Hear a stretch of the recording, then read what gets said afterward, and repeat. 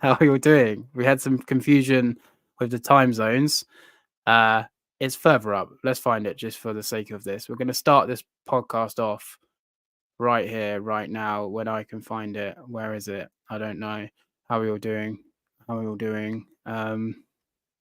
So somebody woke up at 5 a.m. to have a podcast, to listen to this podcast this morning. And because of the time delay, the podcast wasn't on. Or maybe it was even 4 a.m. But here we are. Hello, everybody. We're going to run through this really quickly and we're going to get into this show. So shout out to the Bug Factory. Good guys and girls over there.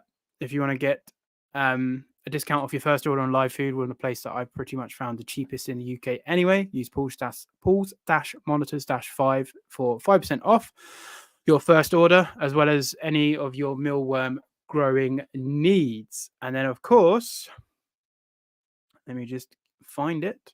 Thank you to you guys. If you a like and a comment, then please consider joining the Patreon.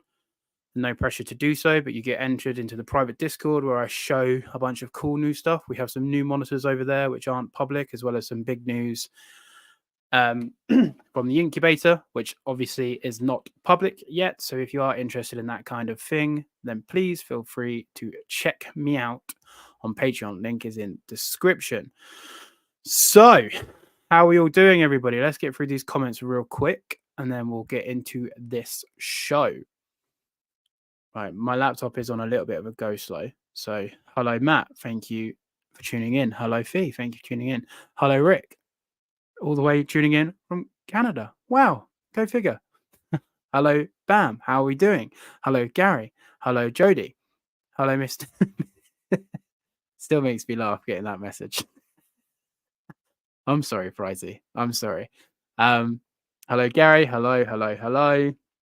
Hello, Touch. Thank you for tuning in, my friend. How are we doing? Hello, Logan. How are we doing?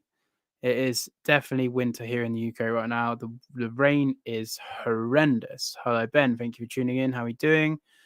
How are we doing? I'm sorry if I miss anyone. Hello, Mike. Thank you for tuning in with us today. Hello, Riddler. Thank you for tuning in, my friend.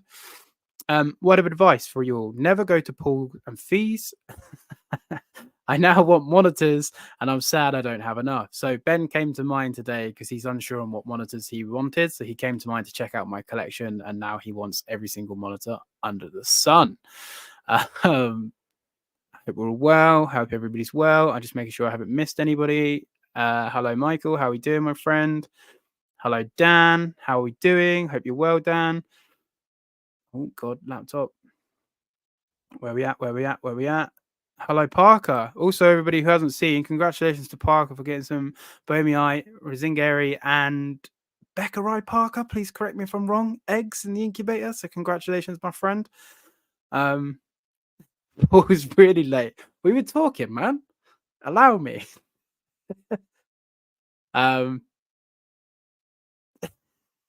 Hurry up and get us those F2 so we can get them. Hello, thank you for tuning in. La, maybe? Maxo? I'm sorry if I pronounced your name wrong. I'm not the best at reading, so bear with me. Congrats, Parker. Everybody knows. Everybody's waiting. BH is here. He's here for a good time. Hello, Amy. How are you doing? Wow, here he is. Reptiles and Research with his brand new branded logo to match his gold standards. Hello, Liam. How you doing, my friend? Hi, Dorian. How you doing? How we doing? How we doing? How we doing? Wow, you guys are going crazy. I appreciate it. So don't stop it. Right. We are here. There is everybody. Okay, I think there's everybody. If there's any serious comments, please just keep putting them. I will try to get back to them. But you all know me and you all know my brain. So if I dip into the comments, this podcast is going to go to absolute rubbish. So without further ado, we're all here for him, the man himself. Hello, Mr. Brandon Van Asten. Hello. Good, thank you. You're too kind.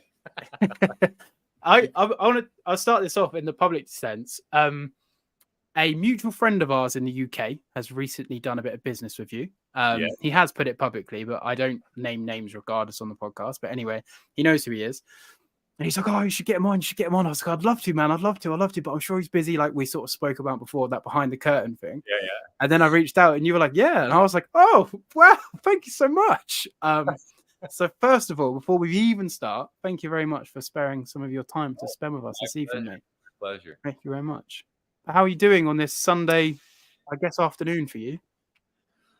It's good. It's cold. It's getting really cold. Yeah, kids are getting ready to do pumpkins for Halloween, and it's this time of year is always crazy. Just with family stuff in general, and the fall kind of shut down here because I have a cottage, you got to close that down, and everything freezes, so you have to make those changes. So we're always super busy piling firewood for the winter and that sort of stuff, but it's good. Dug up some green tree monitor eggs this morning. Congrats. So that was good. Yeah she actually, I could tell you now, she's a female that was she got an injury. She was a year ago, she was a female that was laying 8 eggs in a clutch, and wow. Never had this happen before, but in the enclosure she got her one of her forearms stuck in a notch in the wood, in the bark, and she had obviously twisted around and rolled on it trying to free it, and basically broke her arm. And she was there for probably a couple days, and I didn't notice that she was actually stuck. And so needless to say, the arm was dead and broken, not very good. So I had to go get it amputated, the arm, and she didn't breed for about 8 months or so. I wasn't trying to, I was just rehabilitating everything. And then she started, she was doing fine. She just had three legs, I guess you would say. And she started cycling again. I was like, okay, I'll put the male in, and she bred. And in July, I got a clutch from her. It was 5 eggs, and there were 2 good eggs and 3 infertile. So I was like, I was just happy. I was like, I can't believe you're like fully rebounded. Yeah. Able to nest with one front arm, and then she just laid another clutch again. So I was like, sweet. I was thinking as you said that, actually. Fee knows. Fee's my girlfriend, for people that don't know, that are just tuning in. Paul's fangirling. Paul is fangirling. I had at least 3 nervous wheeze before this podcast, everybody.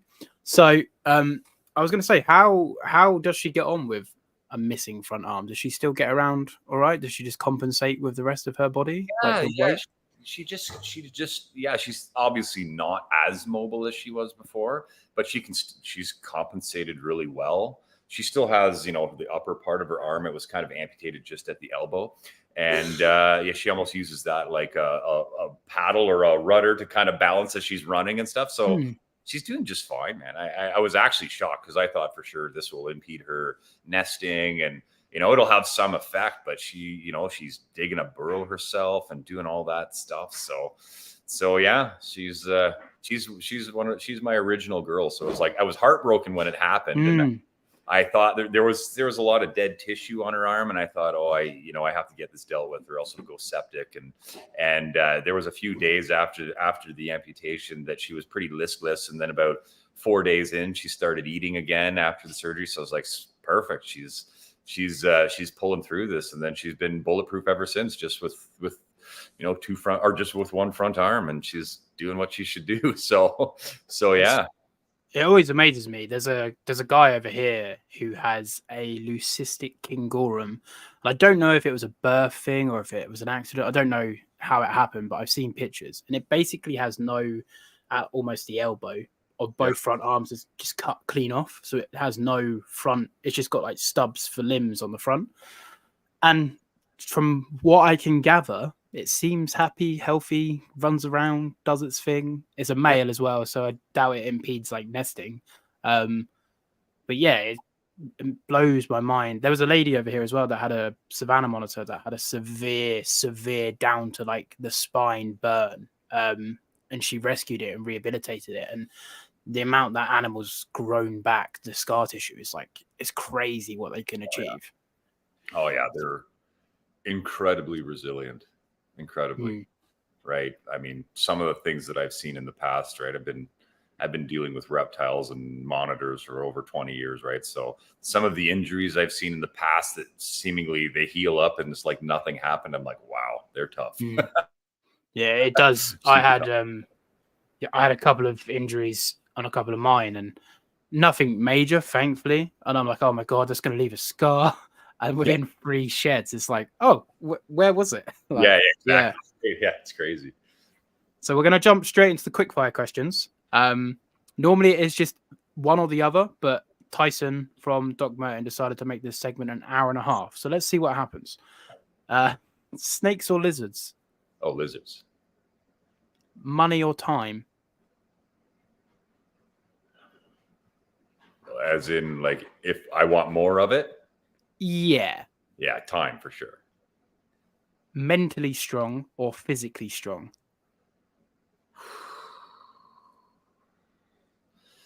I just have to be mental. Wild caught good, wild caught bad? On mass, wild caught bad. Arid species or tropical species? Arid. Yeah. Okay. Is that because you started with Kim? That's right. Kim? Yeah. Look at me fangirling. Okay.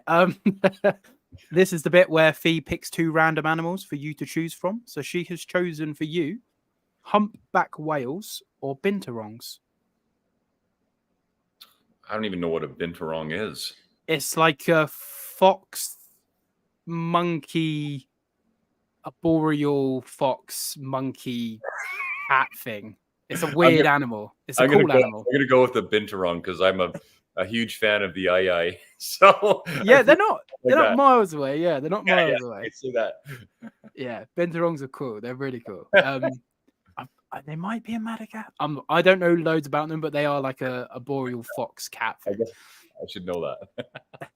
Well, there we go. We can look at them after this, and it's a school day for everybody. There you go. Big reptiles, and when I say big reptiles, we're talking the giants, or small reptiles. Is it just which you prefer? Yeah, obviously for me it'd be small. And then big monitors or dwarf monitors. And for you, we'll class this as Prasinus complex and up being bigger, and then Audatria obviously being dwarf. Oh man, you're killing me. There's, I would say big monitors now. Yeah, is that because of the Prasinus complex? Well, yeah, in the last 10 years, I've really built the numbers up in those, and just there's such an intelligence gap between the big Indonesian stuff that I have, let's say, and the Australian stuff. I mean, the Australian stuff is still super smart, but I mean, the Indonesian stuff seems to be at a different level for sure. I was saying that to Ben, who came over today. Like, he was playing with my Savannah, my Akis, and my Gillanai. And I was like, right, let's get onto some real monitors, get the Prasinus out, get the Indicus out. Yeah. And he was like, oh my God, you can just see the difference. And this is someone, no offense, Ben, this is someone who's not really experienced with monitors. And he was like, you can just see instantly just how much more switched on they are. I was like, yeah, you don't get much smarter than a tree monitor. Oh yeah, crocodile monitors they're so. Oh yeah, just the king of the tree monitors. Oh, the biggest of them all. Sure. Right, where were we? Would you rather be Instagram famous or YouTube famous? Being a fanboy, I know your answer, but I don't know. YouTube famous? I don't know. There's more money in YouTube, so yeah. Yeah, okay. I don't know. Social media is not my deal, so. I haven't got the props with me today, but the shoes, pro Crocs or no Crocs? Oh, no Crocs. Oh, we were getting on so well. Oh. Crocs are a travesty of the foot. Everyone in the chat's going to love that. Okay. Well, I don't want to offend anybody, but they're not my thing. No, as in most people are anti-Croc. Okay, good. Yeah. Okay, when it comes to your monitors, do you prefer them to be feisty or tame?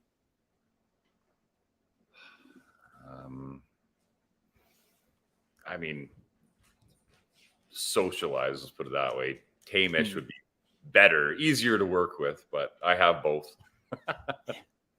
What is your feistiest monitor that you have?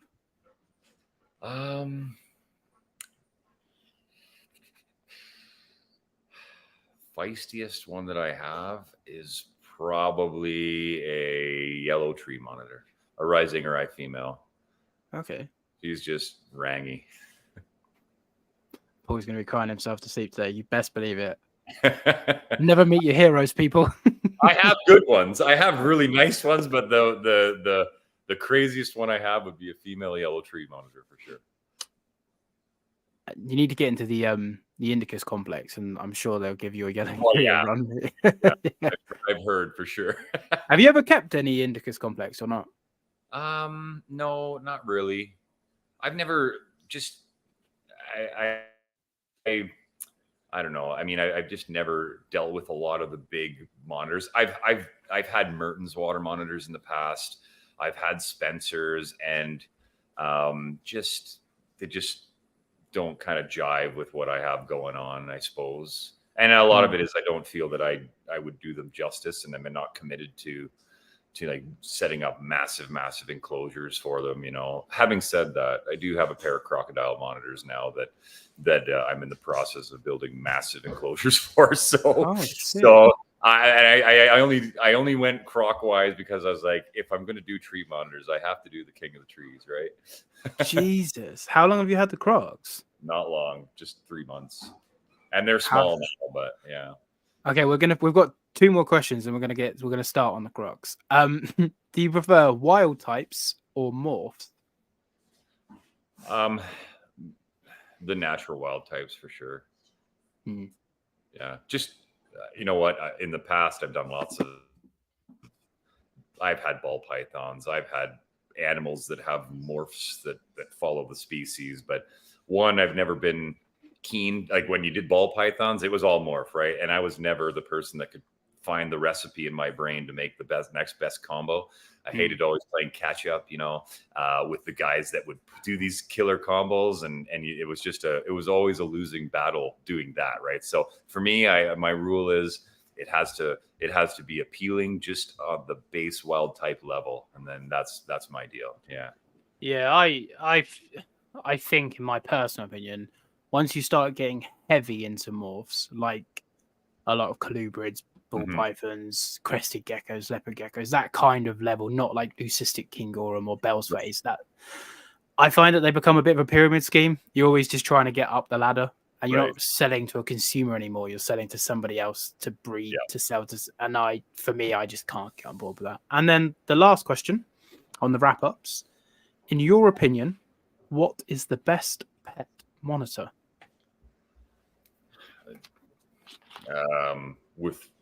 With what I have experience with, it'd probably be an Ackie. Yeah, like yellow Ackies. I would imagine. Yeah, I think so.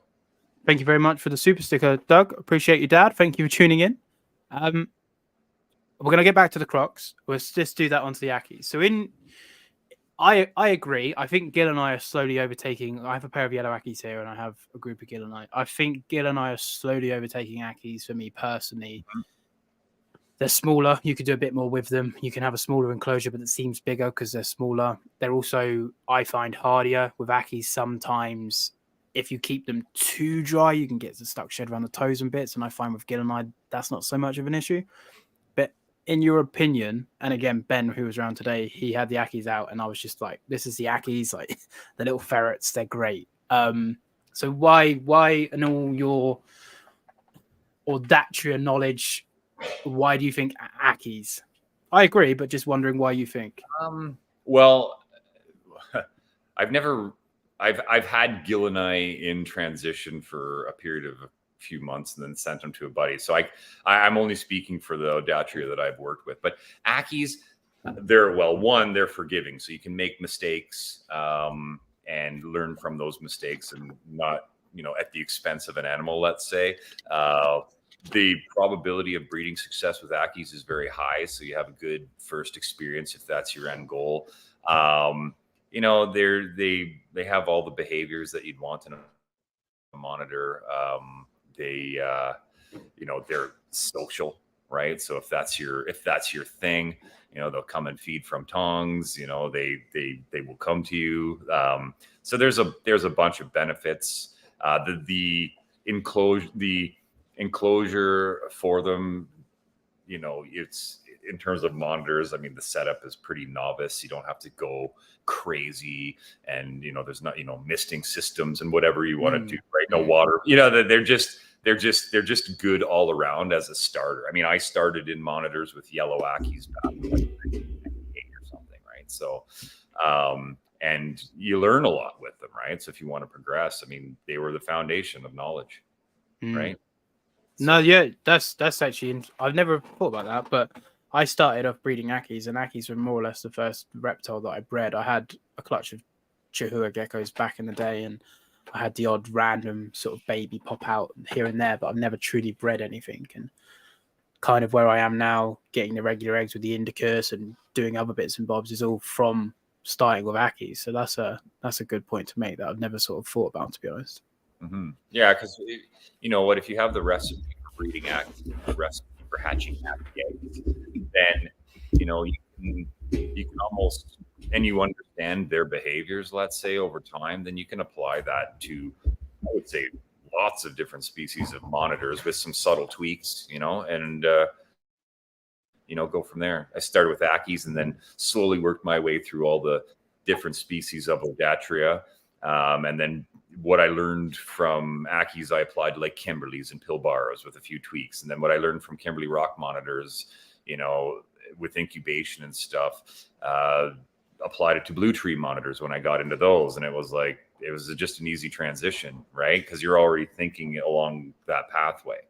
So that's kind of, if you want to do the long game with monitor lizards, they'd be a great place to start, right? And you know what? If you egg incubation, it's not easy for monitor lizards. Ackies are quite prolific, so it's not like you get one clutch of eggs a year, and if you mess it up, right? Yeah. You get a clutch a month, let's say, or something for a while. So you can experiment and learn a lot, right?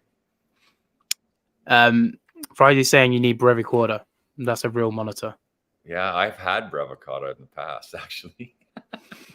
I did. I imported some from Japan with CITES documentation, everything. I imported these tiny, 4 little tiny babies, and they looked like baby salad. It was amazing, but it ended up being 3 males and 1 female.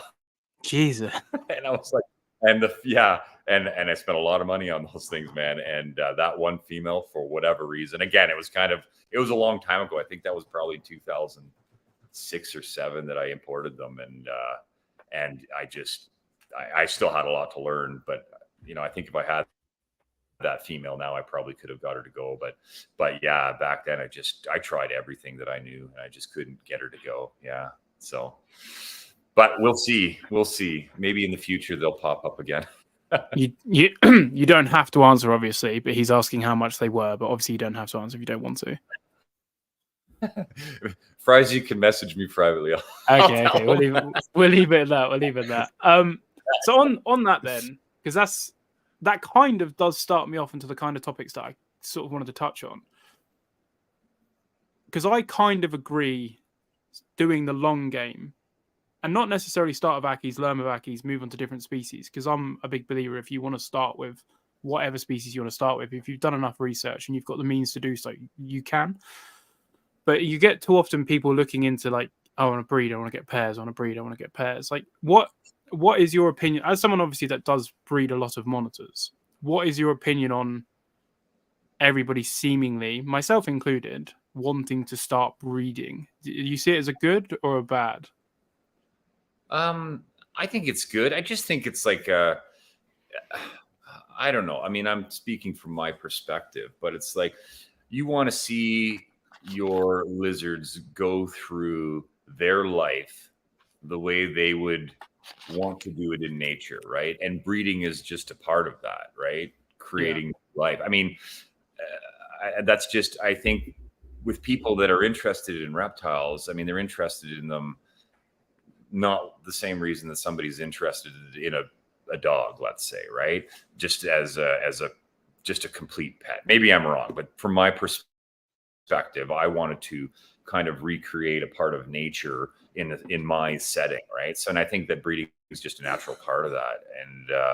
And then it's, for me, it's super satisfying when you're produce something for the first time.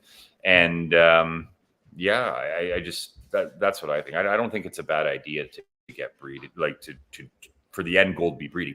And again, I've had this debate with people before about, good breeding and mating and egg laying and incubation and babies hatching. I mean, if you're doing that, then I believe that your lizards are happy, right?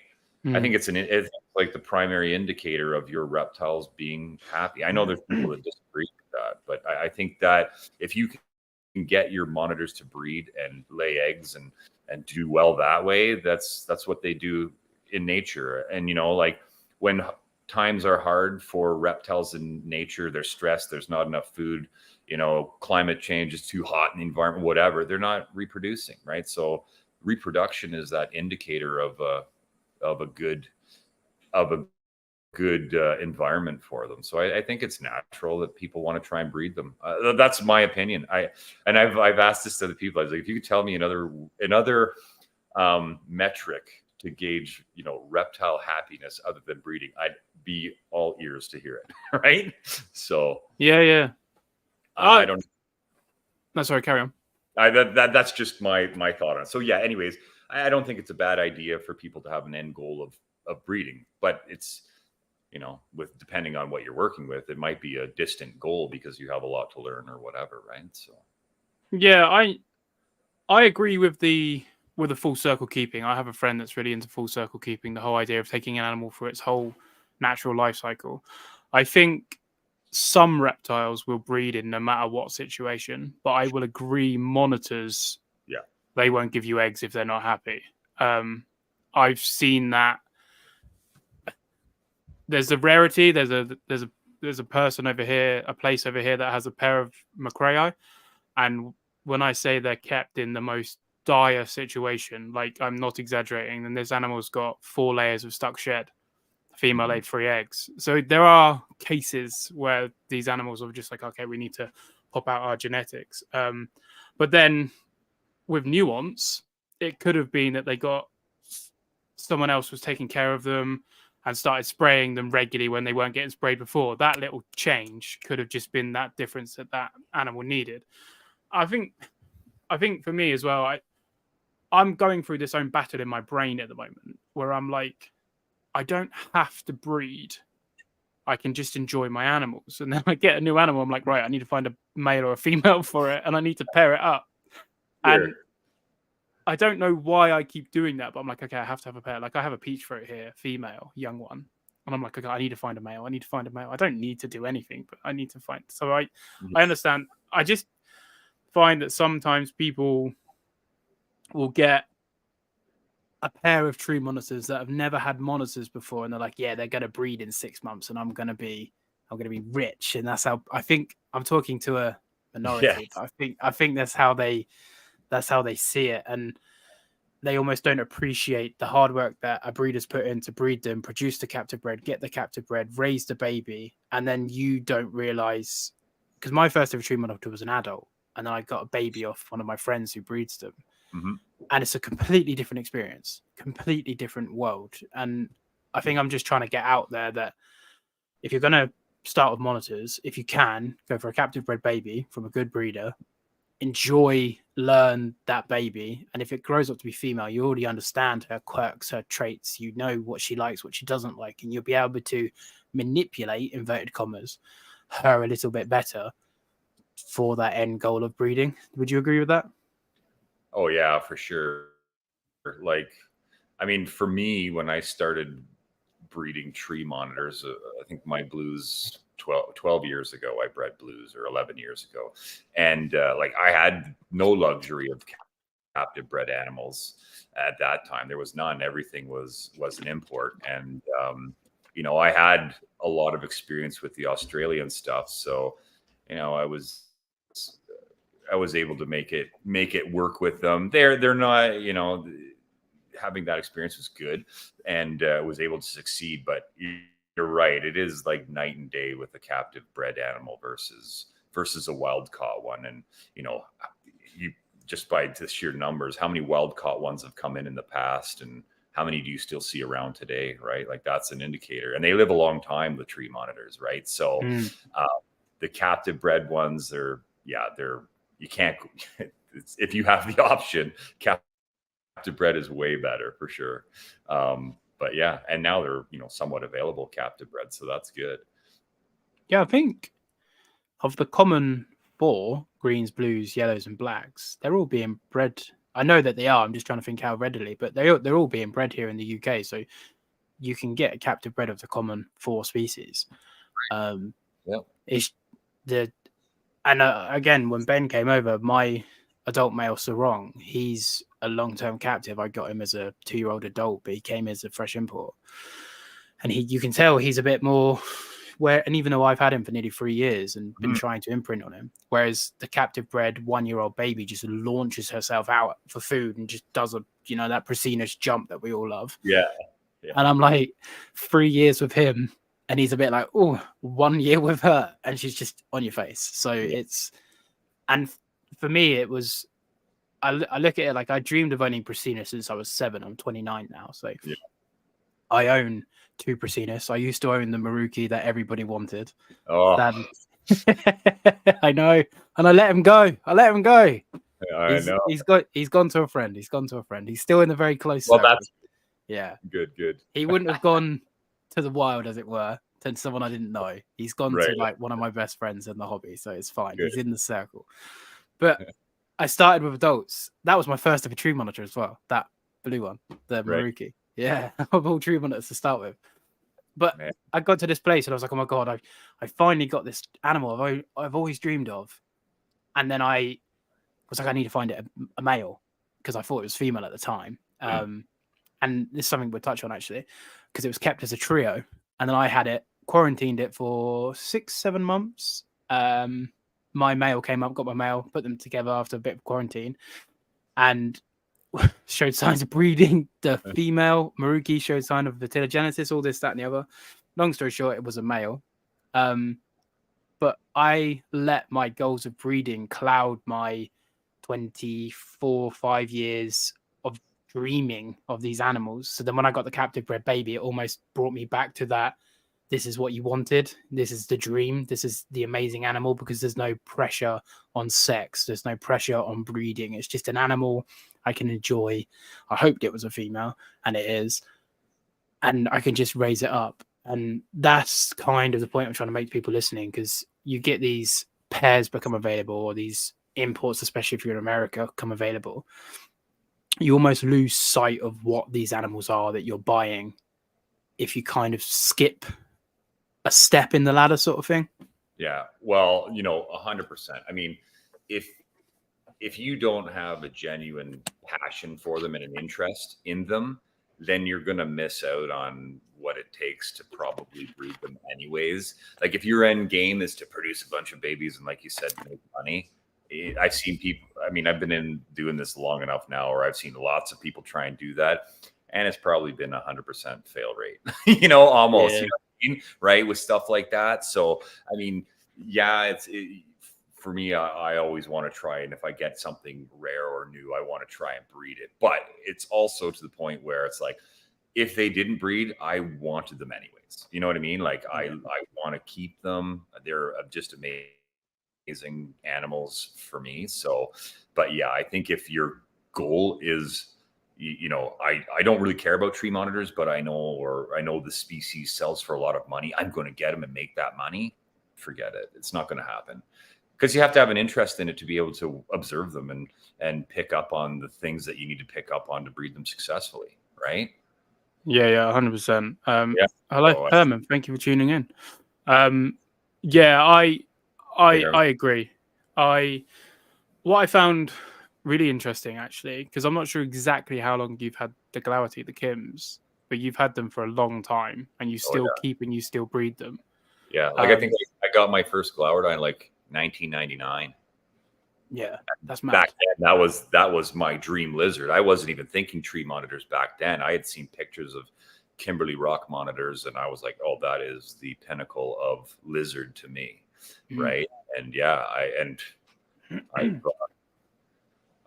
So I got them back then, and I've been loving them ever since, man. This is it, though. This is what I'm trying to say. Like, when I got all of the mangroves, I was like, is it the species I love or just the individual? And it was a bit scary taking that next step into committing to yourself, because I want to keep the passion. If they breed, great, but I want to keep the passion. And I find that really not necessarily fascinating, but fascinating that you're clearly so keyed into what you love and it's just paying off for you. And I think more people need that mindset. And that's one of the things I admire most about you. You're working with these species that you really, really enjoy, and then just sort of reaping the fruits of your labor, kind of thing, you know?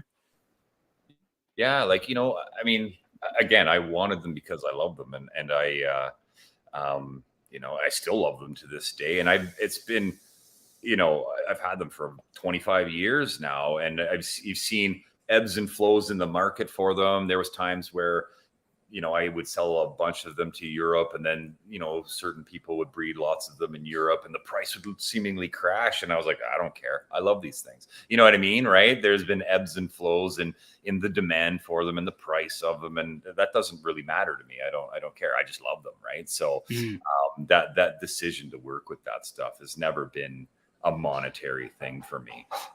But yeah, I just like them, and I'll never stop breeding them. I can't imagine that I ever will.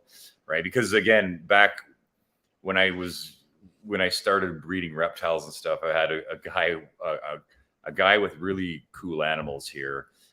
He was talking to me about it. He's like, listen, he's like, for longevity in the reptile game, he's like, choose something that you think is stunning and interesting to you for its natural wild type appearance, and that you really, really enjoy. And he's like, if you really enjoy that and you breed them, there's going to be a lot of people like you that do the same thing. And if they don't breed, you'll be happy with it anyways. So, and that was like, take the animal for its natural beauty and work with it and roll with it. And that's kind of it.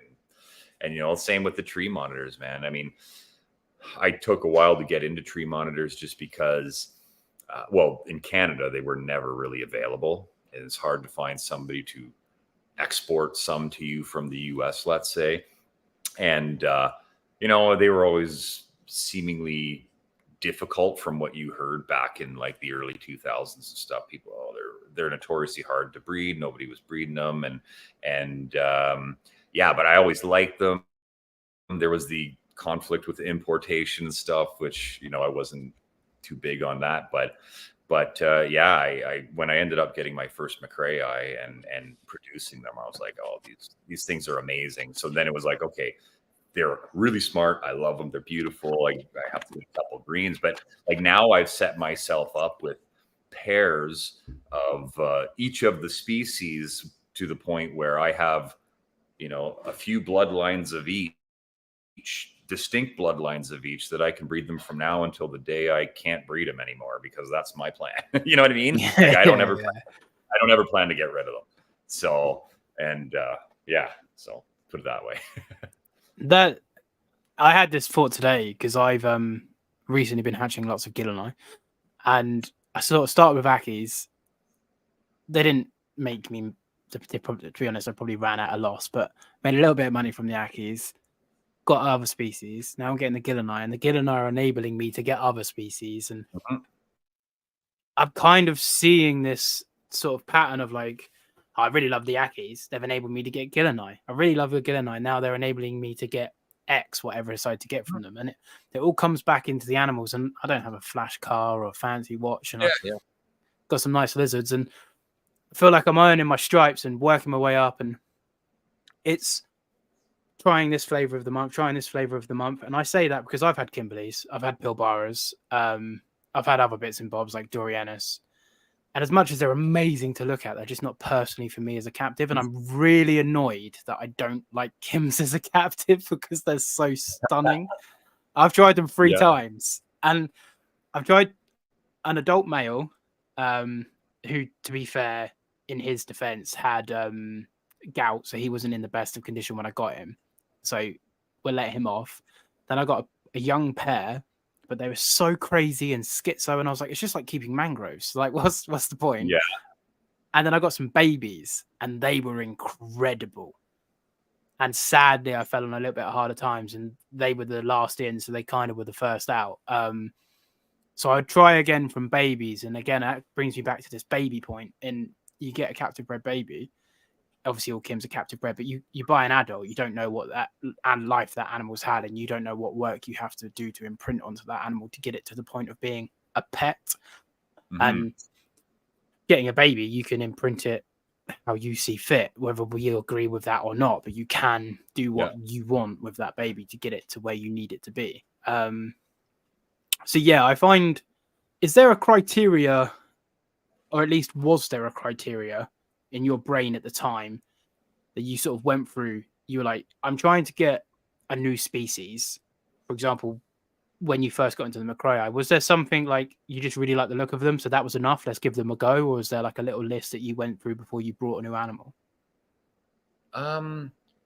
Well, I felt that I was at a state, like one of the things with breeding like Kimberleys per se was always like, there's a bit of a story behind the Macraei. The Kimberleys were like, the problem with Kimberleys is they're super prolific, but people notoriously had a hard time with the eggs, right? And hatching the eggs and that sort of thing. And, you know, I had them dialed in, right? And then I would see people have the same, if they were getting tree monitor eggs, they would, you know, babies die full term in the eggs. I saw the exact same thing that I saw with Kimberleys and Macraei. And I was like, okay, now I know, like, I was pretty certain that I was like, I'm pretty certain I could hatch a Macraei egg if I got it, right? And at that point, I wanted Macraei pretty, you know, I wanted to get something different. I'd worked with these species for a long time, and I just, you know, a blue lizard, you can't, I mean, just amazing, right? And they were in my wheelhouse, monitors, and yeah, so it was a bit of a challenge for me. It was something that I wanted as well, but it was the challenge of it too. I was like, okay, I'm going to try and get these things and breed them. And I had spoken with the guy. The reason it kind of came to fruition because I was speaking with a well-known monitor guy back in the day, and he was picking my brain about hatching Kimberleys because he couldn't hatch Kimberley rock monitors worth a crap. But he also had a pair of Macraei, and you do the exact same thing. You get these nice eggs and then couldn't hatch the eggs. And I was like, oh my God. And I'm trying to run them through it. And I was like, at the end of the day, I was like, can you just send me those Macraei? Right? I just want to give it a go. I'm not saying I can, but I want to see if what I do maybe works. And he never ended up sending me those animals, but that was kind of the catalyst to be like, okay, I got to get them on my own here, right? And they weren't bred in captivity at that point, really. So I was like, I gotta see if I can do it, right? And I also had people in the back of my head, oh, it's easy enough to breed the Australian monitors, but you'd never breed tree monitors and stuff, right? So that was kind of it too. It was a challenge, but again, first and foremost, it was the animal. I mean, they're just beautiful. They're just amazing, right? And so the first opportunity I had to get a couple, I did. And yeah, it went from there. That was like 11 years ago 11 or 12 years ago for the Macraei. I think it was on the little live table that Dylan did. You were saying that you found the female in like a pet shop. Yeah. Yeah. I listened to yesterday. I found that mad.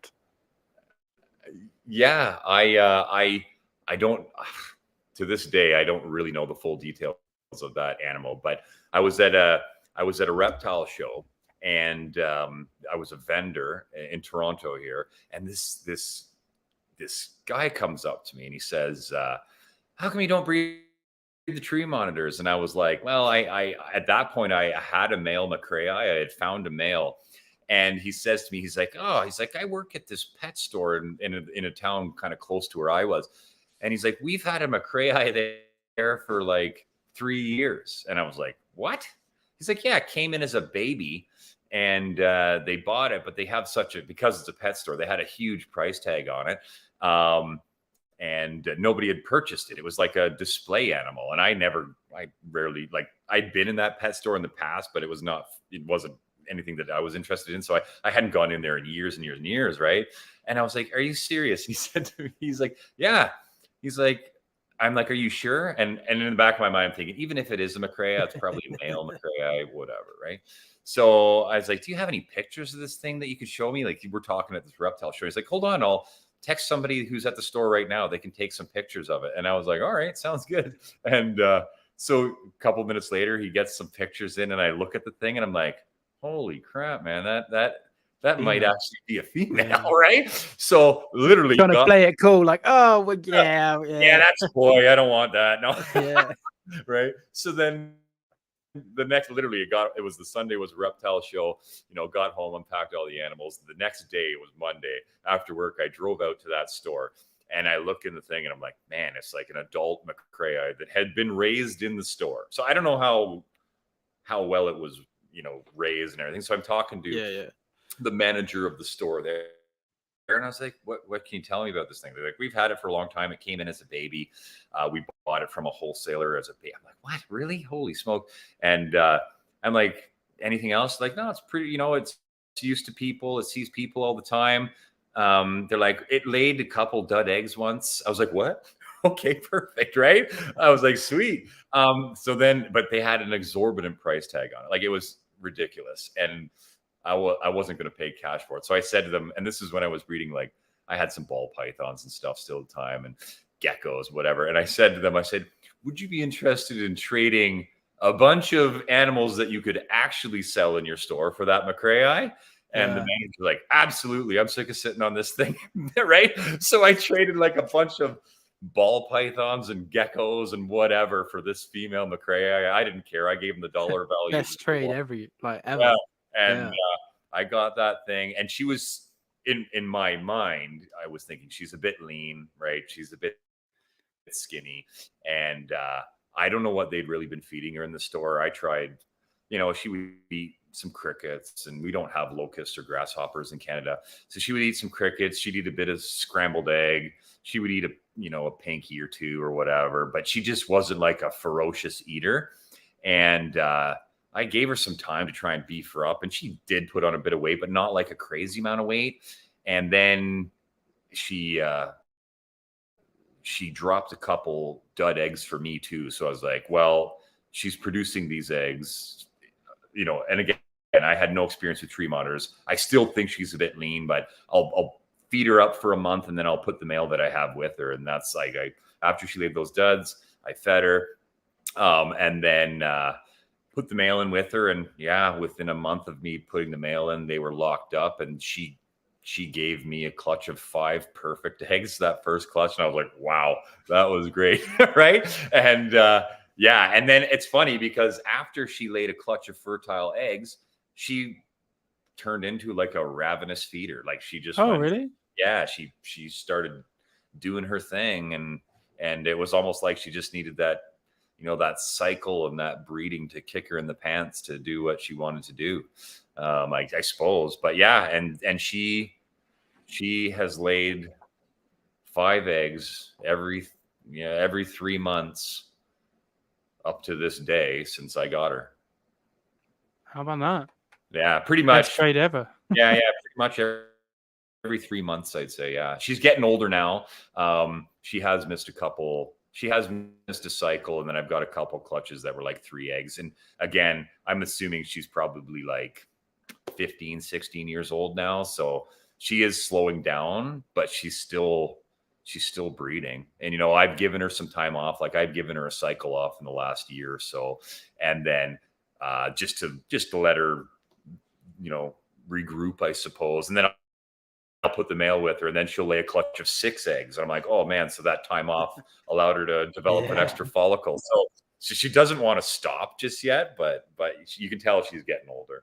She's a lot pickier with her nesting and stuff. So 15, 16, that's mad. That's crazy. Yeah. I think there was that's old. A woman. There was a woman online. I don't know. You say you don't mention names, so I won't mention her name, but she was talking about how she had a Prasinus that was like 15 or 16 years old, and it was still laying eggs. And I messaged her, and I was like, man, that's amazing. Like, that's congratulations, because that's great. And so I started picking her brain, like, what do you feed the thing? And she's like, oh, mostly bugs, and just kind of what we already know to be true about them today. And that's kind of how long she's had it, and it's been breeding. So I was like, that's amazing, because nobody really knows the upper limit of what they are, right? Like, if you get an adult, you don't know how old that thing is when you get it, if it's a wild caught animal. You know, now that there's captive bred ones, we'll get a good gauge at what it is. But even then, right, depending on what you feed it, the diet and all that stuff, the lifespan could vary for sure.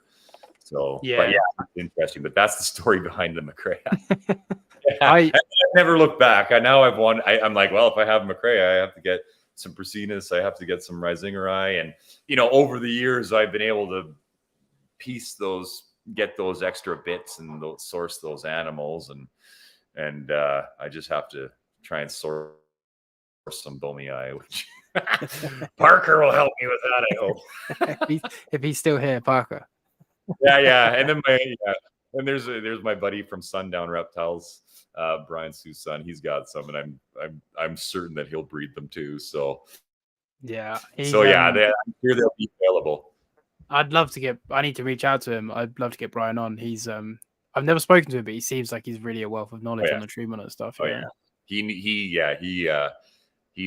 a wealth of knowledge on lots of different species for sure. So, and it's funny because we always talk, we always bounce ideas off each other, right? Because I was talking to him yesterday, and I said to him, he comes from a cool gecko background, right? So a lot of the geckos that he works with, they're not super heat-loving species. And then I come from the opposite end of the spectrum, where I love the arid species, the Akis, Kims, Pilbaras, and my mindset's always been hot.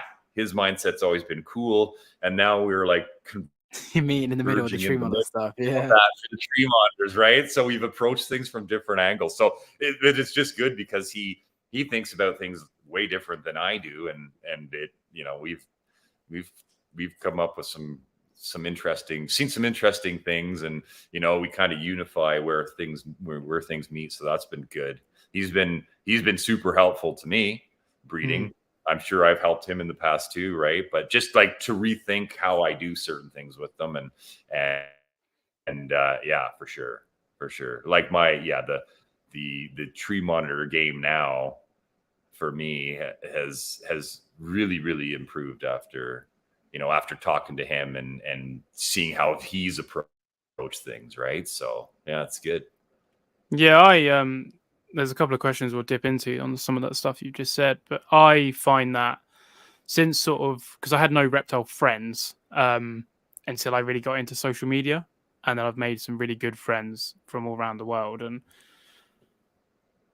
it doesn't matter if you're doing it completely different to somebody else with the same species, there's going to be some sort of change difference that they've noticed that you can implement, and you'd never find that out without talking to people. And sometimes I think people are very quick to turn up their nose at how certain people keep, but they could be holding the missing piece of a puzzle, and you're too proud to be like, oh no, I don't talk to you, Yeah, well, it's funny because like he hasn't been breeding tree monitors very long, like maybe 3-4 years. Like he got his Risingeri, he got one of them from me when I bred them years ago, right? So that was kind of his start. So I was already producing them, and he started like knocking them out of the park with the blue trees and yellow trees. And he would pick my brain about how to incubate the blue trees, and I'd help him to the best of my knowledge. And then he obviously kind of took off from there. And then yeah, so it's kind of been good, because I would have some pairs that wouldn't do anything for me, where some would seemingly breed well. So they're like, what the hell are you doing with those things, Brian? Like, what is going on, right? So, it's been like a very reciprocal relationship for sure. It's been good. And then on the whole eggs, what was the cause of the Kims / the tree monitors not being able to hatch that you figured out?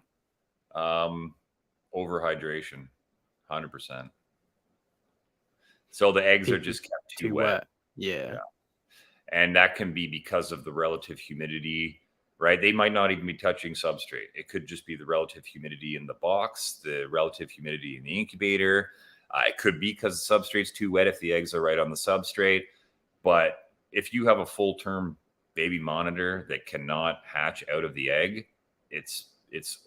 the egg is overhydrated. I mean, you can tell by looking at the egg itself that it's overhydrated. That's what we were talking about kind of before the podcast started, right? It's like I with the eggs, I can't give anybody secret recipe to hatch an egg, because everybody's incubators are different. Everybody lives in a different part of the planet where the ambient humidity, for me, it's like bone dry in January, but it's the tropics in the summer. And the only indicator to me that I have the right mix of water and humidity is by looking at the egg, right? And we were talking about incubator size. I was just talking with Parker there before I came on here, and he's talking about, I need another incubator. I said, man, just go right out and just make yourself the biggest incubator you can, right? Because at the end of the day, you're probably going to fill it anyways. And the bigger the incubator, the more forgiving it is. You don't have to worry so much about the little fine details of the what's going on in the egg container itself. And if there's a whole bunch of variables, but if the monitor's not hatching and it dies full term, it's too wet. And I learned that the hard way too with Kimberly's. The first clutch, I drowned them because I'm trying to hatch them like everything else. And over the years, there's a lot of indicators that when you cut a baby out of the egg after it's passed away, I take notes and stuff too. And there's some observations that I make about the babies that were like, yeah, that's definitely too wet now. Now I look at the eggs and I can correct it before it gets to that critical hatching point. But yeah, like one of the things that if you have a baby die full term and it couldn't hatch, if you cut it out of the egg and it's got between its eyes, it's got like a bulbous head. It almost looks like it's wearing like a yarmulke or something on its head. It has like a domed skull. It's a little bubble there. I don't know what causes it. I have no reason, but every baby that dies in the egg has that, right? I mean, if it's due to water, right? If it's due to being too hydrated, they all have that. And yeah, so even ones that people cut eggs and the babies, like they'll live and they're not the strongest babies, but because they didn't hatch on their own, but people will cut them out of eggs, those babies will run around with that too. I mean, it will go away in time, but yeah, it's a weird observation I've made. Paul asking for tricks with eggs. Because I told you before the podcast, if you know, you know. If you don't, you'll have to wait. And I did nearly lose that egg over being too humid. So it just goes to show. Matt, he bred my Prasinus. He can't hatch tree monitors out of sim containers. Just finds that they're just too wet and they just suck the eggs dry, as it were. Even though opposite, but yeah. And then, like that's the thing, right? I mean, sim containers are great because the eggs, they have the nice setup and they're clear and all that stuff. But I think the idea that you can put an egg in a sim container and put water in the bottom and I don't have to do anything else is maybe misleading, or that's what people think. It's not necessarily true. But so you do have to still watch the eggs and watch what you're doing, again, because there are so many variables going on where you live in your incubator, right? Your incubator humidity is going to change if you have, one clutch of eggs in a little egg box versus 10 clutches in there, right? So, and I realized that when I used to do ball pythons, I'd incubate my monitors and ball pythons at around 85 degrees. And when I started loading ball python eggs in there, I'd be like, damn, I can't dry these eggs out enough, right? So, you get building separate incubators just for that reason. And yeah, it's just looking at the eggs. So yeah. When you set up now your Kimberly eggs or your tree monitor eggs, what's your go-to kind of method for you've just had this clutch today? How have you set up your incubator box for the clutch of Prasinus that you had today? Yeah, so they're just like dollar store kind of food saver containers, and they're probably like, I don't know, they're maybe 8 inches by 8 inches or 10 inches by 10 inches. There might be 4 to 5 inches tall. They have like a rubberized lid on them, and I just cut the center out of the rubberized lid. People have seen like videos that I've showed, and I just put a piece of saran wrap and clamp the cling wrap, the glad wrap there, so I can write on it and stuff. There's nothing special with that. It's just a nice window to see the eggs, and then I can write things on it. But like when I mix the substrate, I don't really care how much perlite I put in. I just scoop perlite to a certain level in the container, and then I'm kind of, again, depending on how many eggs I have in the incubator that's going into, I'll put 60 to 80 grams of water in there. It's seemingly not a lot. And then I used to just put the eggs right on the substrate. I still do that with some things, but I experimented with that, like the eggs over the substrate method. So I just, it's like a light diffuser grate or aquarium grate that people use for separation. And I put a little rubber mat on that's like a drain pan mat or something. It's just some rubber, but it has some nice grooves in it to actually hold the eggs. I just got them at the dollar store and cut them up to fit in there. And I just set the eggs on there. So they're not in contact with the substrate most of the time now. And it seems a little more hands off doing it that way. So that's nice, but it's not totally hands off for sure.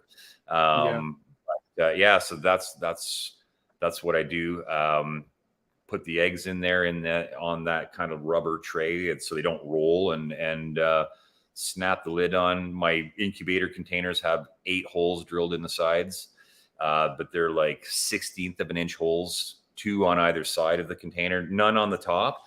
And the saran wrap's helpful because if I look in there and I'm like, oh, those eggs look too swollen or whatever, then I can just take a pin or a pencil or something, puncture some holes in the Glad wrap, let it exhaust out for a little bit, and then I just put a new piece of Glad wrap there and put them in, put it in, write the details on the egg container, and I could just play with it that way, right? So that's kind of what I do.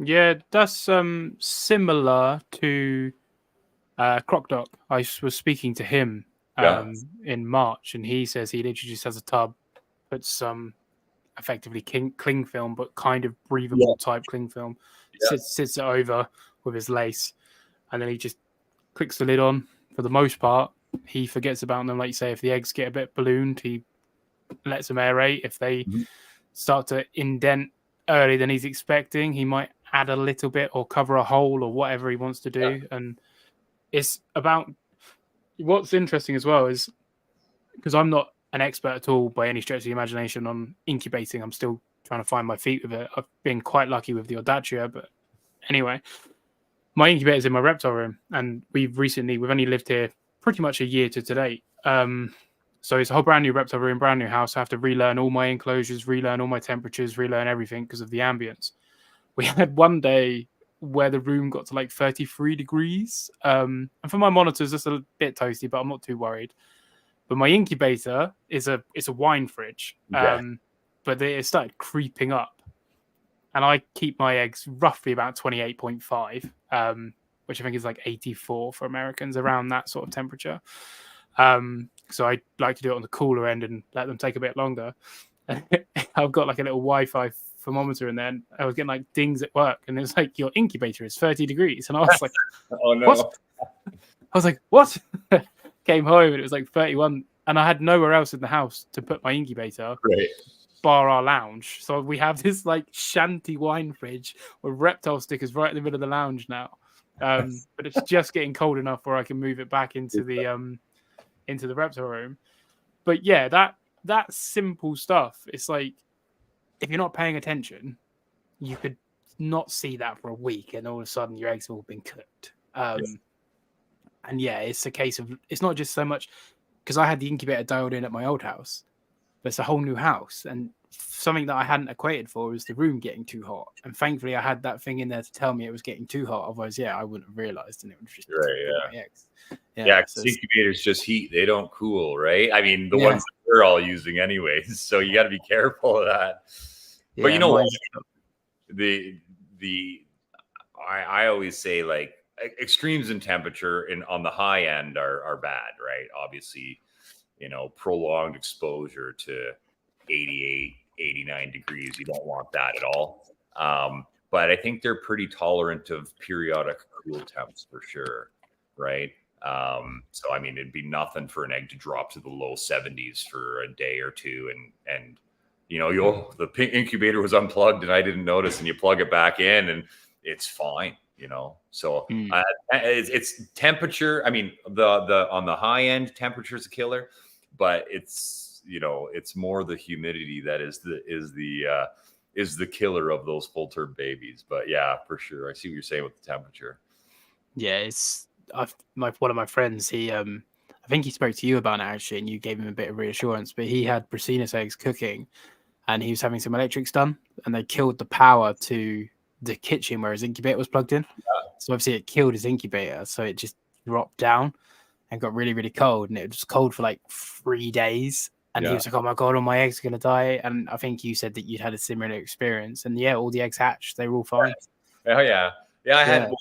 I think I said the story on last, but to make a long story short, I was cleaning all the dirt out of my enclosures years ago, and this was like, you know, in December. No, I mean, it was cold. Like, I mean, we're getting freezing nights and stuff. My garage didn't quite get freezing, but it wasn't a heated garage, and I piled all this dirt in the garage, and then when I went to load it in the back of my truck to get rid of it, I realized that, oh crap, there's some eggs in there, right?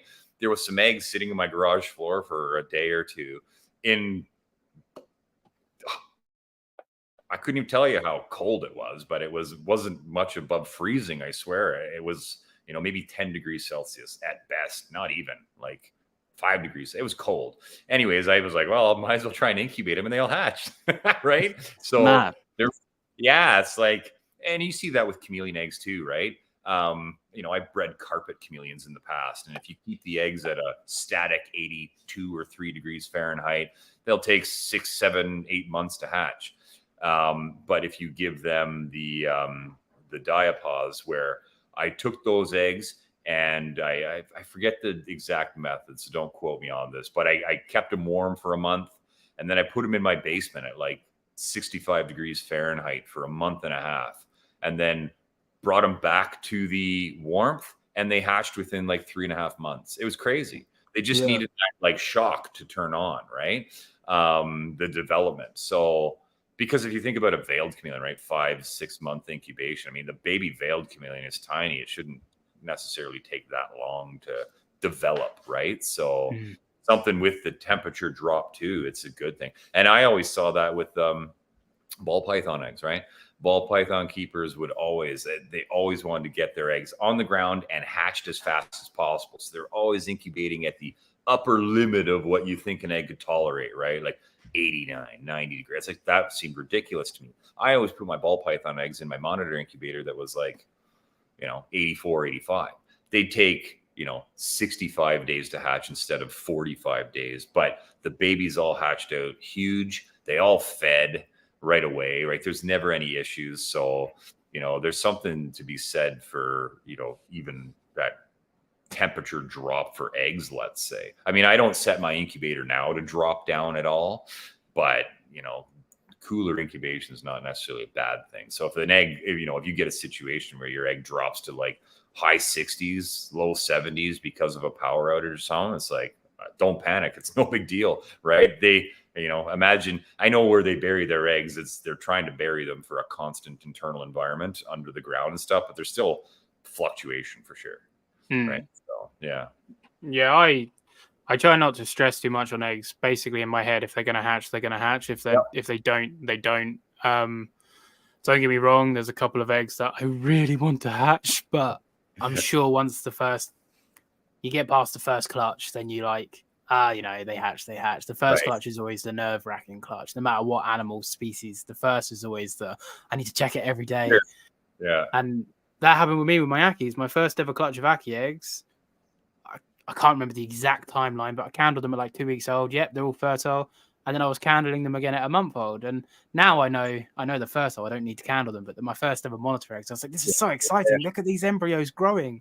And then one day on like day 90, day 100, 10, 20 days from hatching, pop the lid, pop, 2 eggs, burst. And obviously I didn't know I was too humid. I know that now. Yeah. And there were these 2 little like transparent Ackies, fully formed, but with like no color, like alive, and that was nothing. And I was like, what do I do? Like trying to piece the eggs back together. I tried it, but obviously they sadly perished. But you have to do that to learn. And now once I know an egg has got veins in it, even now you don't have to know. You can just leave it until it molds. But I like to know if they're fertile. Then I don't touch them. That's that done. They're good. We'll leave them be. I don't touch. But on questions, there was a super chat ages ago from Ben. Thank you for the super chat, Ben. If you could only keep one as a pet, what would you keep? And then he said another comment about not breeding. So basically, of all the species you keep, if you could only keep one and it just be a pet, what species? A very hard question. What species would it be? Oh man.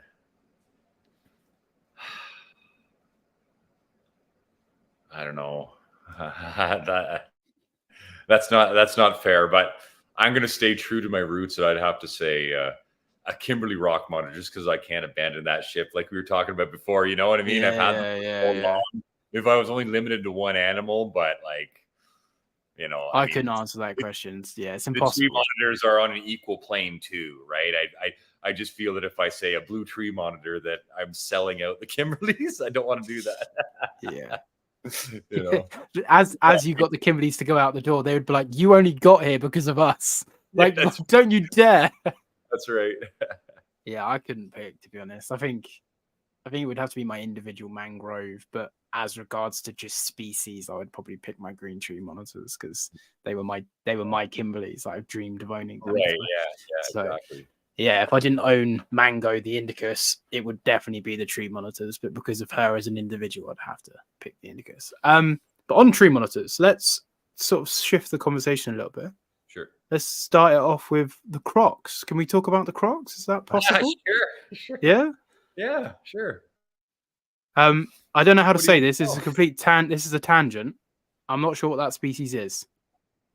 The crocodile monitors? No, Brandon, do you still work with the Platysaurus? Oh yeah, of course. I have the Platysaurus broadleyi. Are they geckos? They're like no, they're they're like a little South African flat rock lizard, but they have the most. Oh yes, I know what you mean. I don't know the Latin, but I know the species. The BBC highlighted them in a documentary. I don't know, 8 years ago or something. I mean, they were really, really cool, but they're kind of a specialty animal. They're super quick. They're, but yes, I do still have them. I love them. I probably won't get rid of those.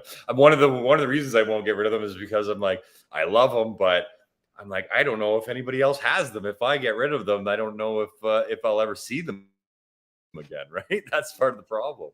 But yes, I have them. I feel I don't know the Latin on it. The common name is the emperor flat rock lizard. Yeah. There's one over here, just one. I'm sure there's more, but there's one for sale at a pet shop. And my brain is like, get it, find a female.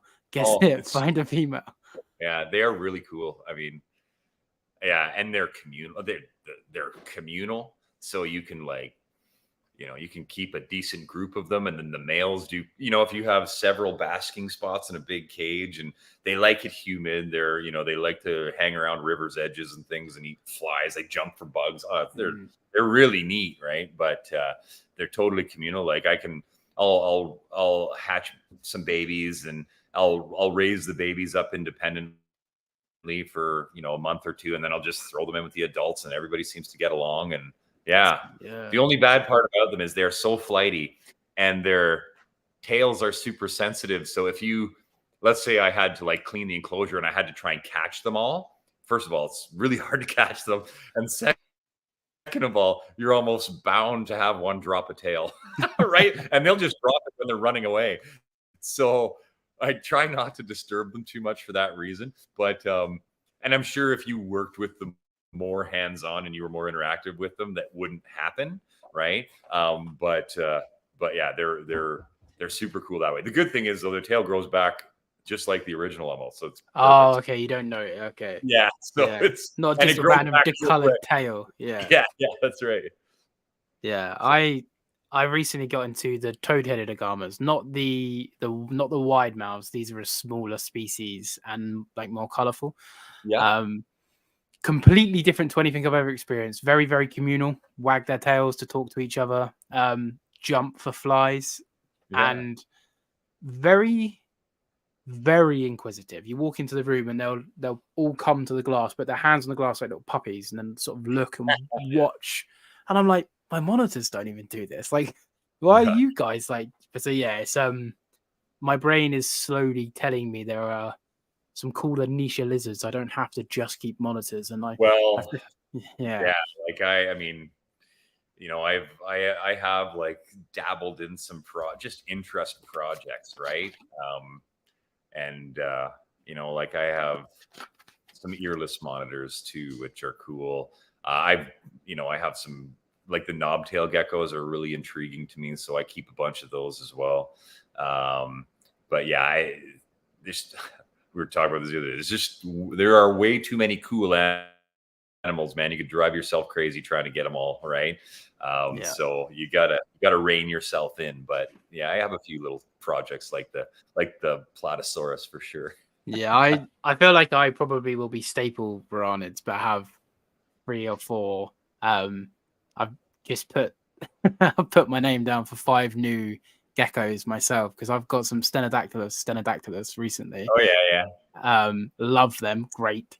Got some of the little binos geckos, the little parthenogenetic Australian species. They're quite cool. I've got a pair of Cinctus recently.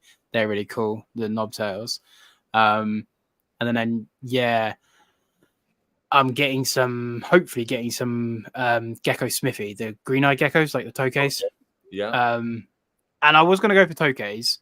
This isn't guaranteed yet, but I'm hoping to get them. But I was going to go for tokays, but then I was like, not many people are doing the smithy, and I like them just as much. They look like little crocodiles. So I feel like I could do them justice. So why not try and have them as a passion project? I really enjoy them.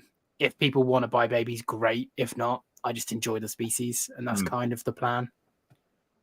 Yeah, no, for sure. That's like me with the broadleaf eye. Like, I'm like, I don't even know if people still know I have them half the time, right? And every time I get a couple babies, it's like I'll raise them up and in with the, I got a few adult enclosures. It's just like a big community in there. I don't even actively sell them. I just like them, It's become a problem at this point. Someone help me. Blink twice if you're in danger. Yeah, that's right. So thank you for Super Chat, Michael. Can we talk about Pilbara? So my dear friend Michael here is the new owner of the Maruki Prasinus. Okay. So this is him. This is the man who has the legendary tree monitor. So let's just talk briefly on the Pilbara, and then we'll get into the Crocs. Sure. And also, Frizy saying that you need some parentes. Of course I do. Of course I need them, man. Who doesn't? So Pilbarensis. When did you get into Pilbarensis?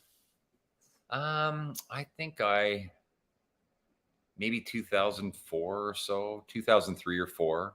Yeah, I got my first Pilbarensis. And Freezy saying you're secretly an Australian. I know. I wish. Keep saying. So 2000. How do you find? Because I've had a couple before. How do you find them in comparison to the Kimberley Rocks?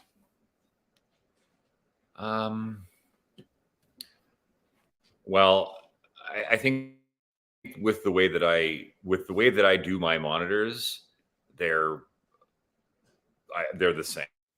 I mean, personality wise, I actually think that Pilbara's, like, especially a male Pilbara, has a better personality than Kimberley's in terms of being social and curious and just crazy. I mean, but I have a kind of a method to raising them up and getting them to the point of breeding. And then when I pair them up for breeding, they're amazingly prolific. So I mean, but I do them the same way that I would do Kimberley's as well. So I find them the same that way for sure. In terms of reproduction and egg incubation, they're the same. Yeah. I find over here there's like next to none sort of left, and since obviously we've left the European Union, it's a nightmare to get stuff from anywhere now. Especially Europe, where we used to just be able to hop over. I find a lot of Pilbarensis over here have sort of defects. And I don't know this for fact, and obviously it is an opinion, but I think there's a lot of bottlenecking. I'm just going to talk for the UK. There's a lot of bottlenecking in the UK. And I think somebody needs to basically import a bunch from, such as yourself, someone in Europe, someone else somewhere else, and just start with a really decent colony, raise them all up individually, and know where the heritage, and try and make pairs from unrelated lines and really try and do them properly. Because I remember I put a deposit down on one. I was due to pick it up, and they, like, in 2 days, and they messaged me and go, "Oh, by the way, it's had a seizure and it died." And then I went to get another one, and when I got there, it's had like all bent toes, and then I ended up getting another one, and it had like a massive lump on its nose, and there just seemed to be like this sour taste for me personally on their genetics. I'm assuming you've never really, because I'm assuming your blood diversity there is probably a lot better than ours here. I'm assuming you've never seen or ran into any issues with them. Well, I mean, I have, but I fixed them. I know. So what you're seeing with the Pilbarensis is not, it's not a genetic thing. Okay. I get that 100%. So it has nothing to do with genetic bottlenecking. I mean, the reality is, how many Pilbarensis came in? I mean, initially, Well, yeah. right? Like, they're all related. I mean, I did my best to try and, I have American stock. I got some from a German breeder back in the day. But the American stock probably came from the German guy. It's like, it's definitely not a genetics thing. I mean, I've seen those issues in the past with ones, and and I've been able to correct it. And I still see those.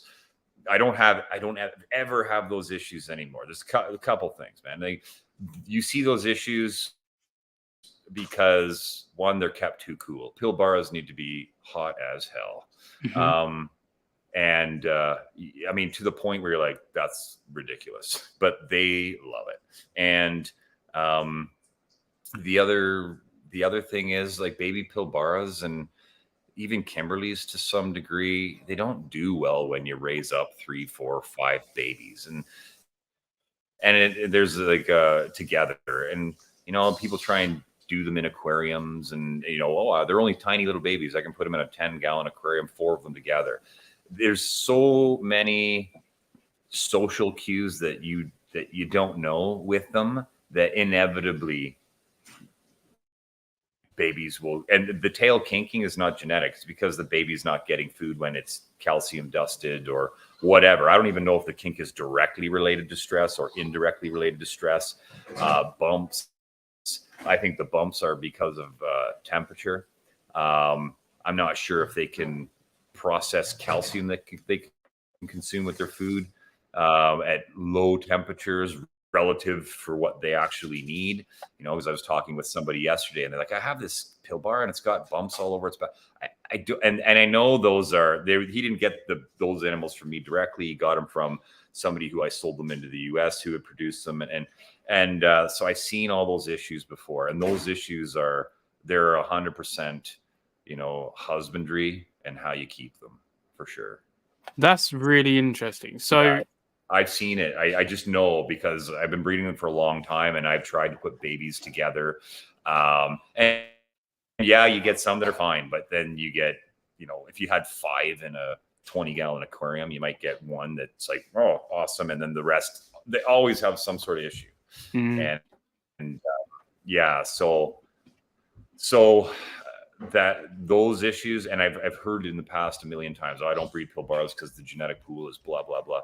It's not, you don't have any knowledge of this, but I look at that from my perspective, and I'm like 100%. I mean, I've been breeding the same bloodlines for 20 years. I don't see any of that ever in any of the Pilbaras that I ever produce. And I mean, I produce probably 50, 60 Pilbaras a year. Right. That's really interesting. Like I say, I'm not too clued up on it, and I'll be completely honest. I'm the first person to sort of say we all need to be careful, because everyone's in a echo chamber. Some people's echo chambers are massive, some are really small, and the whole point of this hobby and what I'm trying to do, especially with this podcast, is to make everybody's echo chamber bigger. So now you've just elevated my echo chamber because I didn't know that. Yeah. So that kind of opens up an opportunity for me to try and find Pilbara, because I would love to do them, but I'll be completely honest, I thought it was a genetic issue. So it opens up an opportunity for me to get Pilbara, hopefully get babies, and then do the babies right. Mm-hmm. And then I should hopefully not see them issues. Right. / somebody else who wants to try and champion them, because I believe there's only a couple of people with pairs here and they've not been able to get eggs. Yeah, I mean,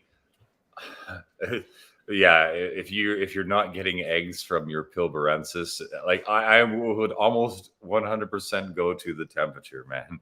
Like they like it really hot to the point where you think this is unbearable. Like, and you imagine the Pilbara region of Australia, it's probably unbearable, right?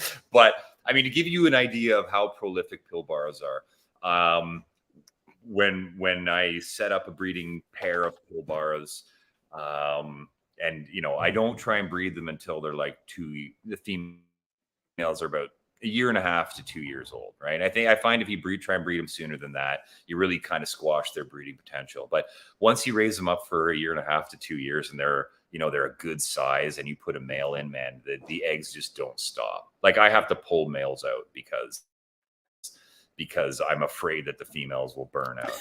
Like, I was telling my buddy Brian there from Sundown in the US yesterday, we were talking about Pilbarensis, and I said to him, like, and he knew this from before, but I was getting 6, 7, 8 eggs from my Pilbarensis females every month, easy every month, or 6, 7 clutches. And then because they're a small monitor, I'm like, I don't know if they can keep this up. I would like pull the males out just to be, just to give her a break, but they're like unstoppable. But like my enclosures for them are nuclear, like they're hot, right? They love it hot. Yeah, all those babies, all those eggs hatched. I mean, they're just machines. Like they're really machines. But I think that's the problem is temperature, and most of the problems like with babies and stuff are because people keep them together. Like they get 3 Pilbarensis and then they'll keep them all in the same enclosure, and it's you're bound to get 1 or 2 that don't do well at all. It's just the interspecific competition and that we can't understand, let's say. And I can't say that I understand it either. I mean, I see some things going on in the enclosures, but they do specific behaviors and movements and things like that where I'm like, yeah, they're, that one's the dominant one, that one's not happy, that one's hiding way over there. And, if I have them together and, you pick up on those, but at the end of the day, I don't have the translator to speak their language. So I just keep them all separate, as much as I possibly can. I keep them all separate, keep them hot, and I never have a problem, like not never, but I mean, Yeah, like, no, I know what you mean. Yeah, like no different to Ackies or whatever. No more than you'd see in anything else, just through natural, selection, let's say. But yeah, it's those issues with Pilbaras. It's not. I think I don't think it is what people think. It's not a genetic thing. Definitely not. I mean, if it was a genetic issue, I wouldn't be breeding the animals that I have for 20 years, period. Yeah. It would have died off a long time ago. Right. No, I agree. And it seems to get better and better every year. Like, I mean, I breed them for color. I always produce a ton. I always keep back the best looking ones for myself and raise them up and start the next generation with those. I try and keep the bloodlines that I have separate, ones from my German line versus my American line. And, if I'm pairing them up, pair them up that way. But now it's like, it's like almost like a uniform bloodline. But those issues are, to me, they're 100% how you raise them up. And I mean, yeah, it's all on how you raise them up, really. That's what I feel.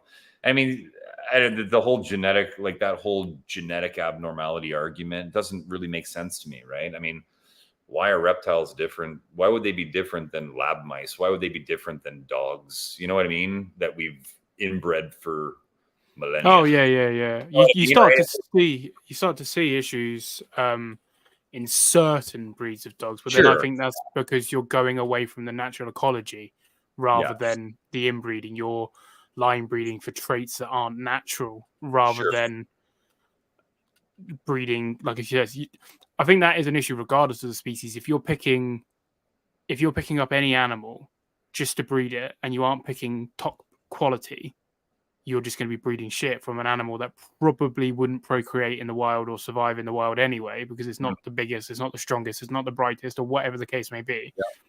And it's the same as humans. Anyone can breed. But back when only the sort of true hunter-gatherers would be able to breed, like, you know, so I think that's actually given me something to chew on, to be honest. And I appreciate the knowledge on that, because like I say, I was none the wiser. I was in that majority, and maybe I'll message you in 10 years and go, do you know what? I finally bred Pilbaras for the third time, for the third F3s. Yeah, I will tell you, man, the first Pilbara Rockmonders that I actually exported out of Canada went to the UK. Like those were the first ones that I exported with CITES into Europe, went into the UK. So yeah, I mean, I think that comes to that longevity of species, though. I think people can't get something to go, give up, sell it. They all get passed around and they get lost. And yeah, so just quickly on the Pilbarensis, so you raise them up completely separately rather than small groups of 2 and 3. Is that what you? Yeah, I mean that is the preference. I mean, sometimes you have so many babies where you might have to put a couple in, you know, the same enclosure, or 3 in the same enclosure. And I'm not gonna lie, I do that, but I'm also well aware of the cues to look for if one isn't doing very well or something. So I'm dynamic where I can move. I'll move things because I can pick up on those things before maybe they're too late. Whereas somebody who's never worked with the species might not see what I see, right? Let's say. So yeah, but given the option for me, they're always separate. That's good to know. Yeah. Yeah, I can do that as well. I could buy 4 or 5 and raise them separately. I could do that. It's just trying to find 4 or 5. But yeah, that's the problem. Maybe when the Gill and I make me a millionaire, I'll be able to get some. But until then, you never know. I'll slowly work my way up. I'm on the ladder, man. I'm on the ladder, just working up slowly. All right. Frizy has said, okay, Brandon, what would you work with next if anything was available? Brackets, Dream Animals. We're going to get into the croc monitors that he's just got, but outside of the crocs, Glebal Palmer? Question mark? What, buddy. What would be your dream species? Yeah, well, yeah. Gleba Palma would be. They've been there. They've been at the top. It would probably have to be Gleba Palma or Parentes for sure. The realistic answer would be something that I could actually manage and work with. In the situation that I have would be Glebos for sure. I love them. Me too. I think they're my favorite monitor. Oh yeah, they're amazing, right? I have never seen one in person, but what I've seen of them, I mean, they have everything that that I kind of like in the monitors. They have just like they're kind of like the Parenti, the Kimberly, the whole mix of everything. They're just amazing, right? Yeah, those or Spinulosis. Spinulosis really tick boxes for me. Yeah. Yeah, I think it's because I like that mangrove complex. It's almost like a mangrove with the croc monitor spots. Yeah. Don't know why. I just, again, never seen one. And apparently they're really shy, but I would love. I need to find maybe what's his name? I know I don't name people, but Ryan McVeigh. I think he has. I think he does Spinulosis. So maybe I'll. Yeah. The Spinulosis are Solomon Island, right? They're spine necks. Yeah. Okay, there you go. Yeah, you know what? It's funny because out of all the places to get them, a bunch of somebody in Canada imported a bunch of Spinulosis, and it's like people, but I never was never into them personally, but now I think if you go on like the local marketplace sites around where I am, you could find like, I think there's 2 or 3 spinulosus for sale right now, just on these. Mad.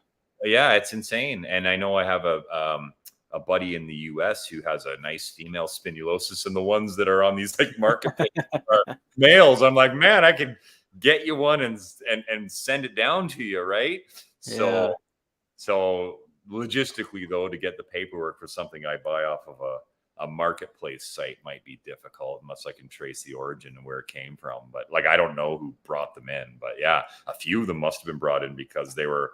I remember seeing the advertisement for a bunch of babies or young ones that they had, and now I'm seeing the people that bought those, maybe they're not their cup of tea or whatever, trying to resell those animals, right? So yeah, there's apparently a 2.2 that has been brought into the UK. Okay. I haven't been told who has them, but I've been told that they're here. And I've told the person that told me to tell the person that has them that when they breed them, I want my whole first clutch. Honestly, I think they're incredible. And I'd probably get them and never ever see them, but I'd be happy keeping those empty boxes. That would be cool for me. I would say to you that I was like, man, I know you guys have some pretty strict regulations on what you let in, so it's not like I could just buy up a wild caught animal here, apply for the CITES and then get it and then send it to you, or else I would do that. But I mean, it might be something to consider if you were that interested. I might be able to. I'm sure I could track down the source, no problem. It's whether the government in the UK would let them in or not, right? I think we'll talk more about this one day in the DMs, but I think they can't come in. Let's put it that way.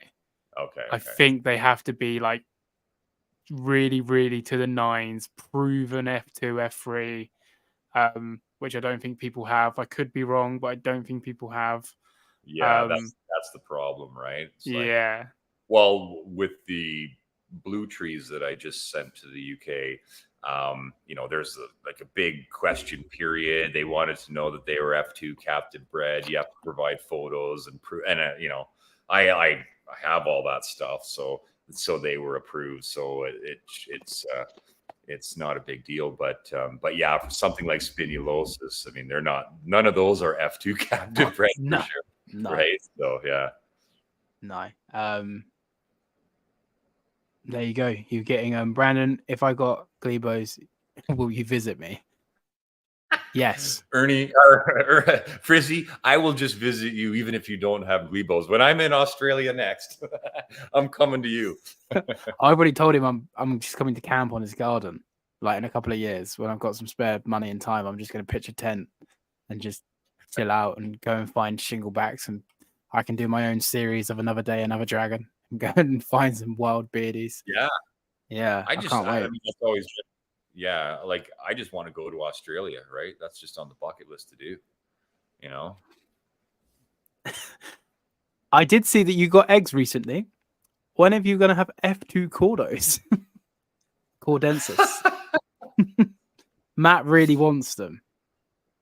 Well, you know what? It's funny because that I have a pair of cordos that I actually got from a Danish breeder, and so they're already F1. So if I breed those, and that female looks like she's about to cycle or currently cycling now, so if I get eggs from that female, they'll be legal F2s. So it could be sooner rather than later, really. There you go, Matt. Get saving your pennies. He's probably more keen to get cordensis than I am to get spinulosus. Let's just leave it at that. But yeah, all right. He's very very mustard to be getting cordensis. Yeah. All right. And we're all in the same friendship group of the guy that's got the blue trees from you anyway. So it's all kind of incestuous tree monitor keepers over here. So yeah. Again, everybody, stop talking in the chat. God damn you. Croc monitors.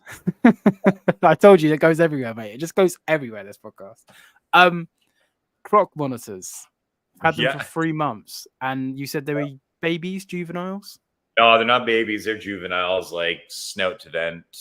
You're kind of 20 inches or so, Okay, maybe 40, 50 centimeters snout to vent, and then all the tail.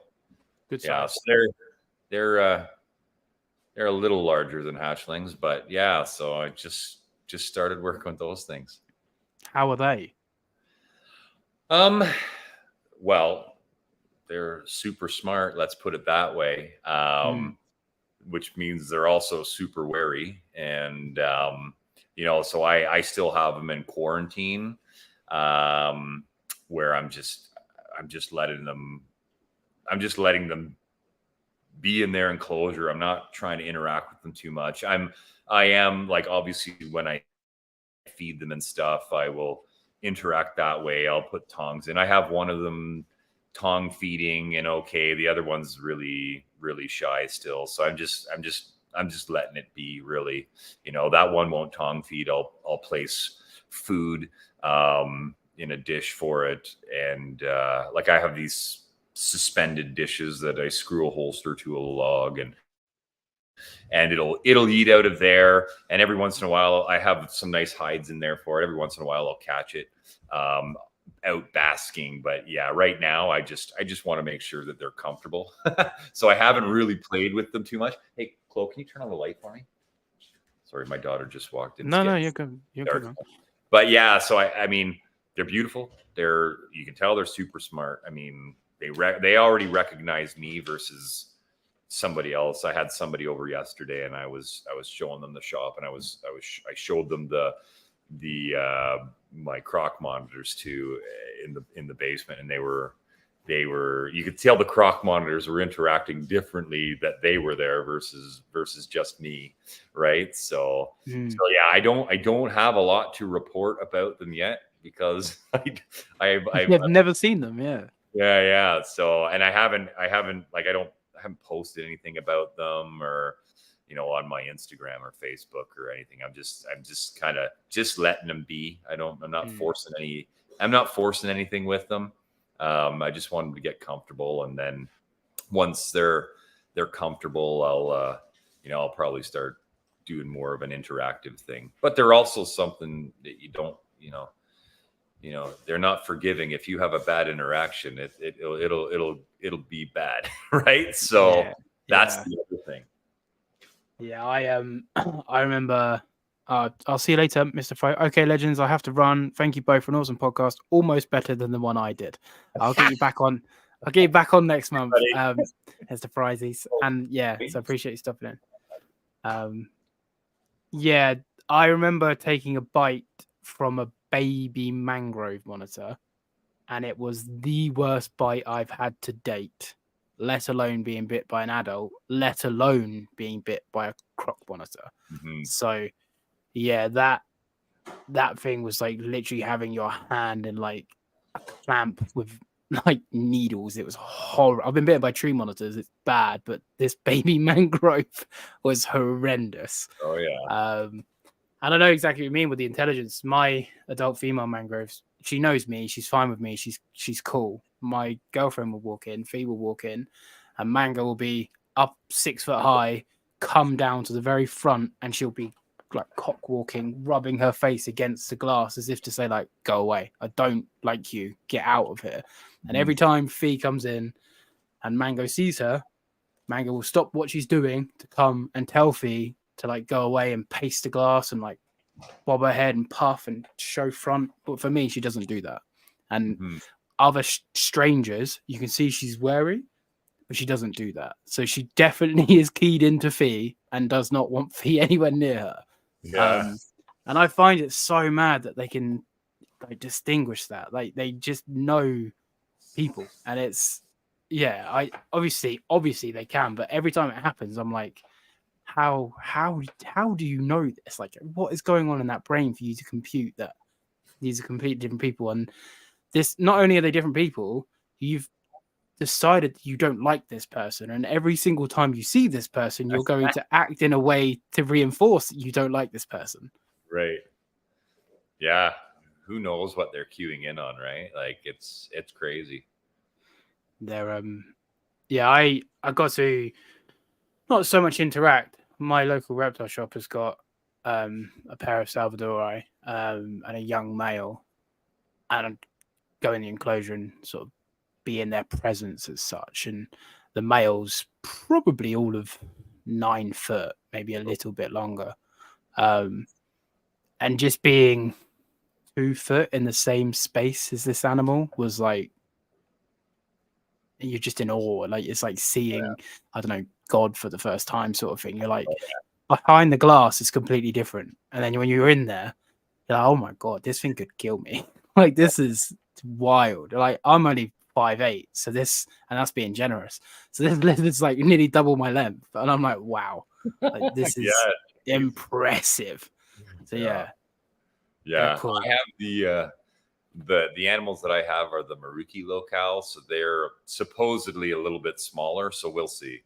We'll see at the end of the day.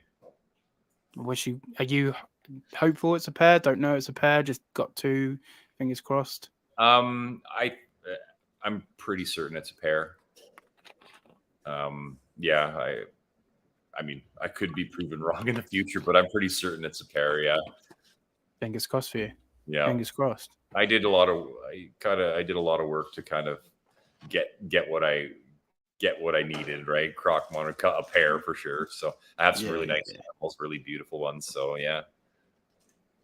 Fingers crossed. There are species that most people, I think, do them wrong. I don't know.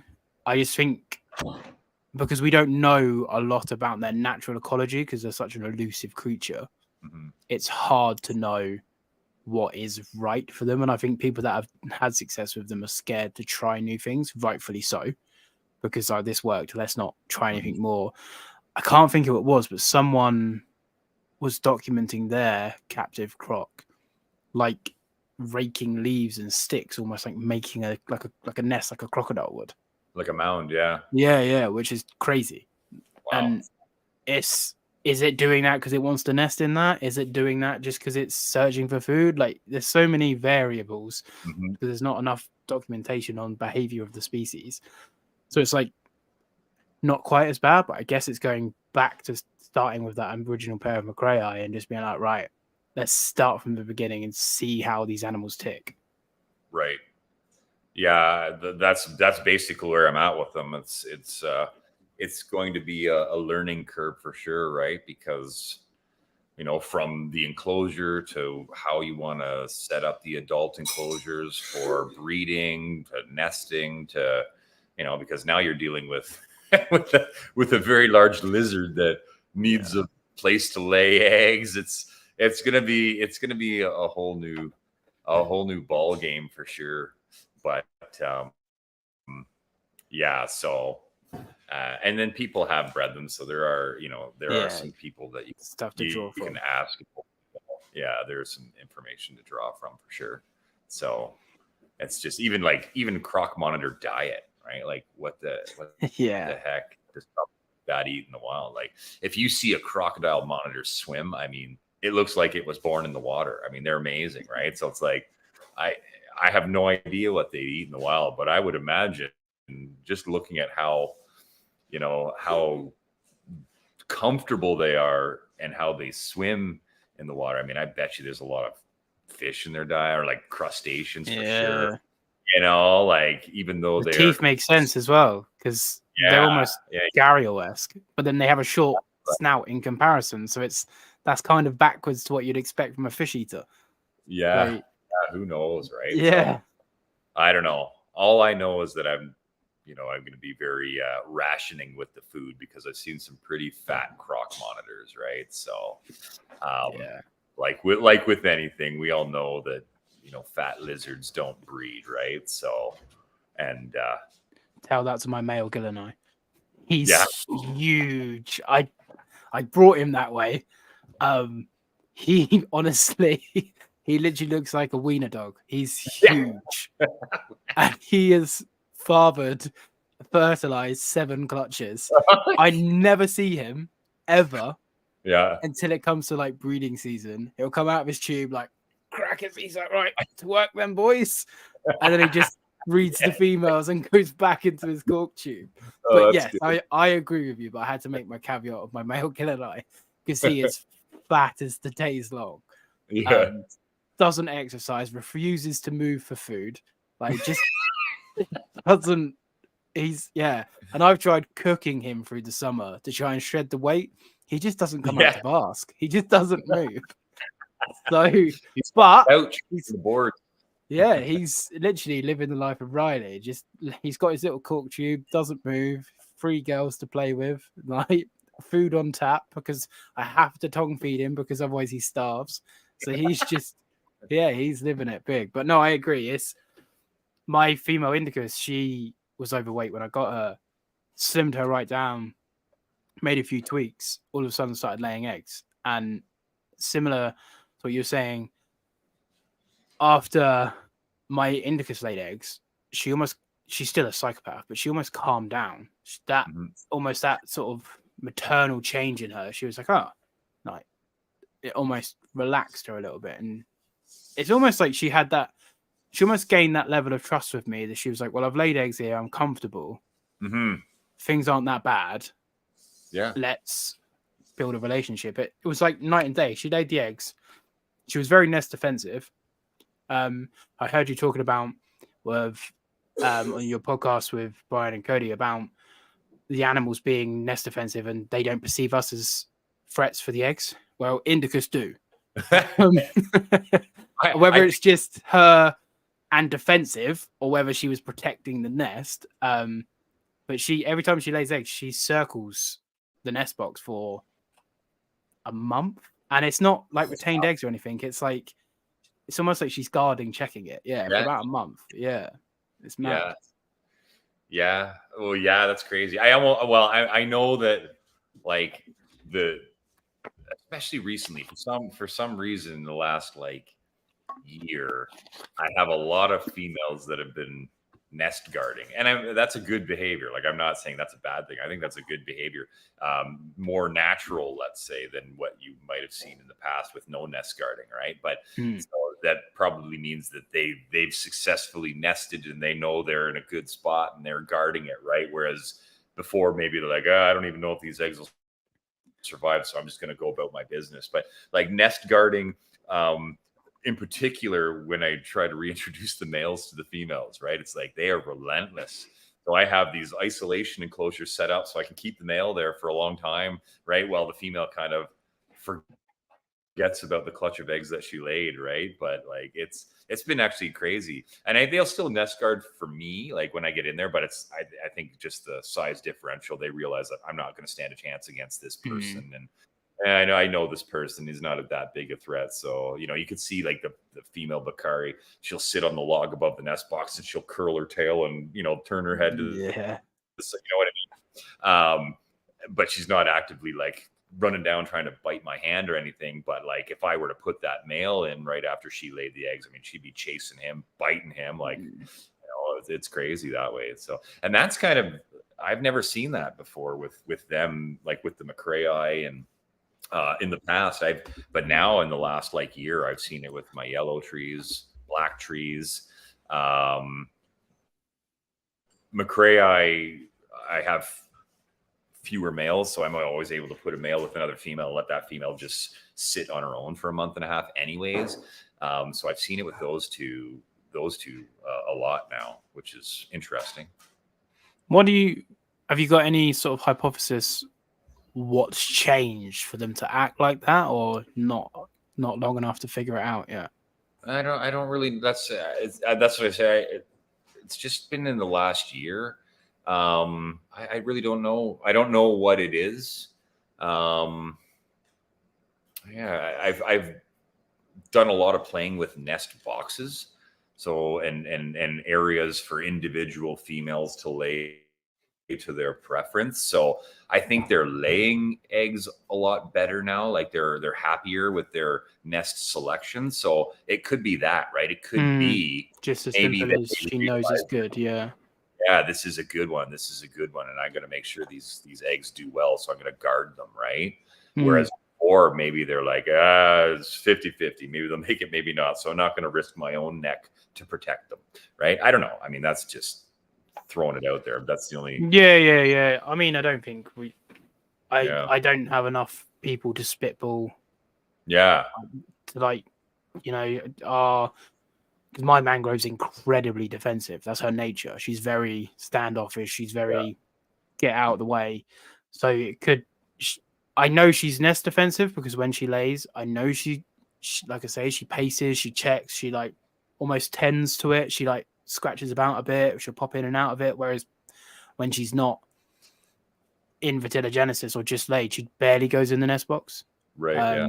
But for a month, she's in and out of it, and she's almost stress pacing around it, like making sure she's meticulous about the nest box. Right.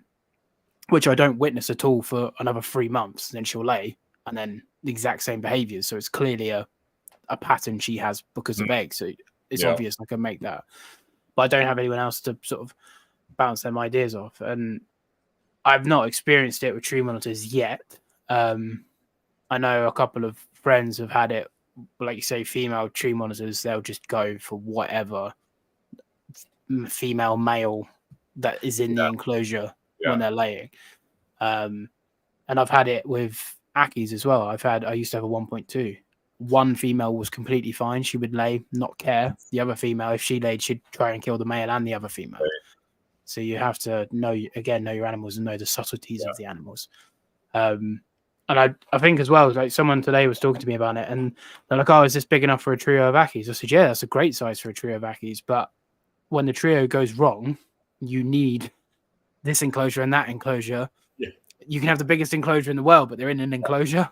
Yeah. And when it goes wrong, it's going to go wrong. So you have to have spare setups. And I don't think people realize, because like you say, you pull your male for a month and a half. So you can't just keep them together year round. And I think some people just assume that you can do that. Yeah. I mean, I have spare enclosures that if I can't put the male from one female with another female because I have equal ratios and pairs, then I have separate setups where when the female's nesting, I'll put the male in that enclosure, and I'll keep them away from the female for a month and a half after she lays the eggs. It's good for her. It eliminates that stress. She can feed freely, and then when I assume that her next cycle is going to be starting within the next couple weeks, I'll put the male back in, right? So kind of that. But yeah, it's a good eliminator of stress, right? And you don't know what they're thinking. Like that black tree that I tried to put the male in with, I've never really had a problem before, and then this time she was like, "Ooh, I'm really don't want this guy in here." She latched onto him and literally dangled from his. Oh my God, I've never seen that. I had to grab them and separate. So now I'm just like, well, so I have him separate, and so it's just, I guess, watch the reintroduction. Right with the yellow, it was much more subtle. Like I put the male back in there about a week after she laid eggs, and I just didn't see him. He wasn't out basking. He wasn't coming out at all. He was always behind the layered bark I have on the back, which was not characteristic of him. So I was like, definitely there's something going on here. He's like getting bullied by the female. And then when he did come out, I saw the female go right for him, right? And then I saw them on the ground too, where she almost had him. Like he's flattened out on the ground and she's got him pinned. And I'm like, okay, I got to get him here, right? And then when I get him out of there, I see that she's like bit him under the chin or something. So I'm like, yeah. So now I know, right? It's like, okay, I'll keep you separate longer next time, right? So I pulled him out since, and he's on his own, recovering. Feeling sorry for himself. From domestic abuse. Meanwhile, my fat Gillenite male is like, there's 3 of them, and none of them bother me. So he's just living it big. There you go. That's to be fair, that's probably why he never comes out of his cork tube. Here's me giving it the big one. He's inside like, and the girls are like, right, it's time for sex. And he's like, oh, okay. Oh. Yeah, there you go. Oh my God, my whole life's a lie. My poor male Gillenite. I have you ever tried trios of tree monitors? Or have you only ever really just cycled through pairs? I've never I don't know. I've never tried trios with tree monitors just because everything that I've learned with Ackies and Kimberleys and Pilbaras screams don't do trios, right? Period. I mean, so I just never, with something that is that, let's say, expensive and rare, and that, I wouldn't even want to try it, right? There's a number of reasons why I wouldn't try trios, or I don't recommend trios. The things that I've witnessed in the past, like I've talked about them before, but back in the early 90s when people were starting to breed Ackies regularly, and the myth was like, oh, you buy 3 of Yeah, it's a Kimberly Rock. 1.2. Yeah, they always turn out 1.2, right? It's like, no, not in the least, right? It's so there's and they never fight, they never do anything. Well, a monitor doesn't have to necessarily fight another one or chase it around to be dominated, oppressed, yeah, right? To be dominant. So it was like, what I would see is that in a trio, if you had, let's say, 2.1, right? The subordinate male, the beta male, would suppress its male secondary sex characteristics. It would look just like a female. So people were convinced that they had, 1.2. Or they could have 3 males. You have that dominant male and then the 2 subordinate males. I got 1.2. How long have you had them? 5 years. They've never bred. Well, I don't never think seen eggs. Yeah, right. So, yeah. And then the second you remove that subordinate male from the enclosure and put it on its own, it's like, bam, it develops into a full-blown male, right? Yep. I mean, that's an evolutionary strategy that many animals use. They also use it for breeding too, right? Like I was watching something. There's 2 kind of branches of evolution in when it comes to sexual selection, right? If you're looking at like elephant seals, it's like the everybody assumes that the most successful male is going to be the biggest, most obscene, dominant male on the beach. Well, people didn't really realize until not too long ago that the other successful branch of male elephant seal was to mimic a female, right? Because then you just slide up on the beachmaster's beach and breed with all the females right under his nose, and he doesn't even know, right? So they have that ability to suppress that, the secondary sex characteristics, right? Whether in monitors, if it's suppressed because of hormone imbalance due to stress or whatever, or if it is a strategy, I don't know. But lots of animals do that, right? So what you believe to be true is not actually true, right? And I've got a lot of nice males, right? With people thinking they're females. Sold as females, yeah. That's what I say with the Maruki. It was kept in a trio, and I learned this the hard way. Kept in a trio as a 1.2. The 1.1 was proven. Brought my male Maruki on as another female. Nothing. Just hid away, just shy. All telltale signs that stress, not happy, being dominated. I took it on, housed it individually, and interestingly, it never grew to show the male characteristics. And then, like I say, when I introduced it into my male, they were the best of friends. I've got pictures and videos in the same cork tube, this, that, and the other. Like everything was going great, and it wasn't no domination. Obviously, it was like, and I came home one day from work, and the female Maruki was like locked with the male. And I know sometimes females can do that as a bit of a dominancy thing. And I could see a hemipene just floating in the wind.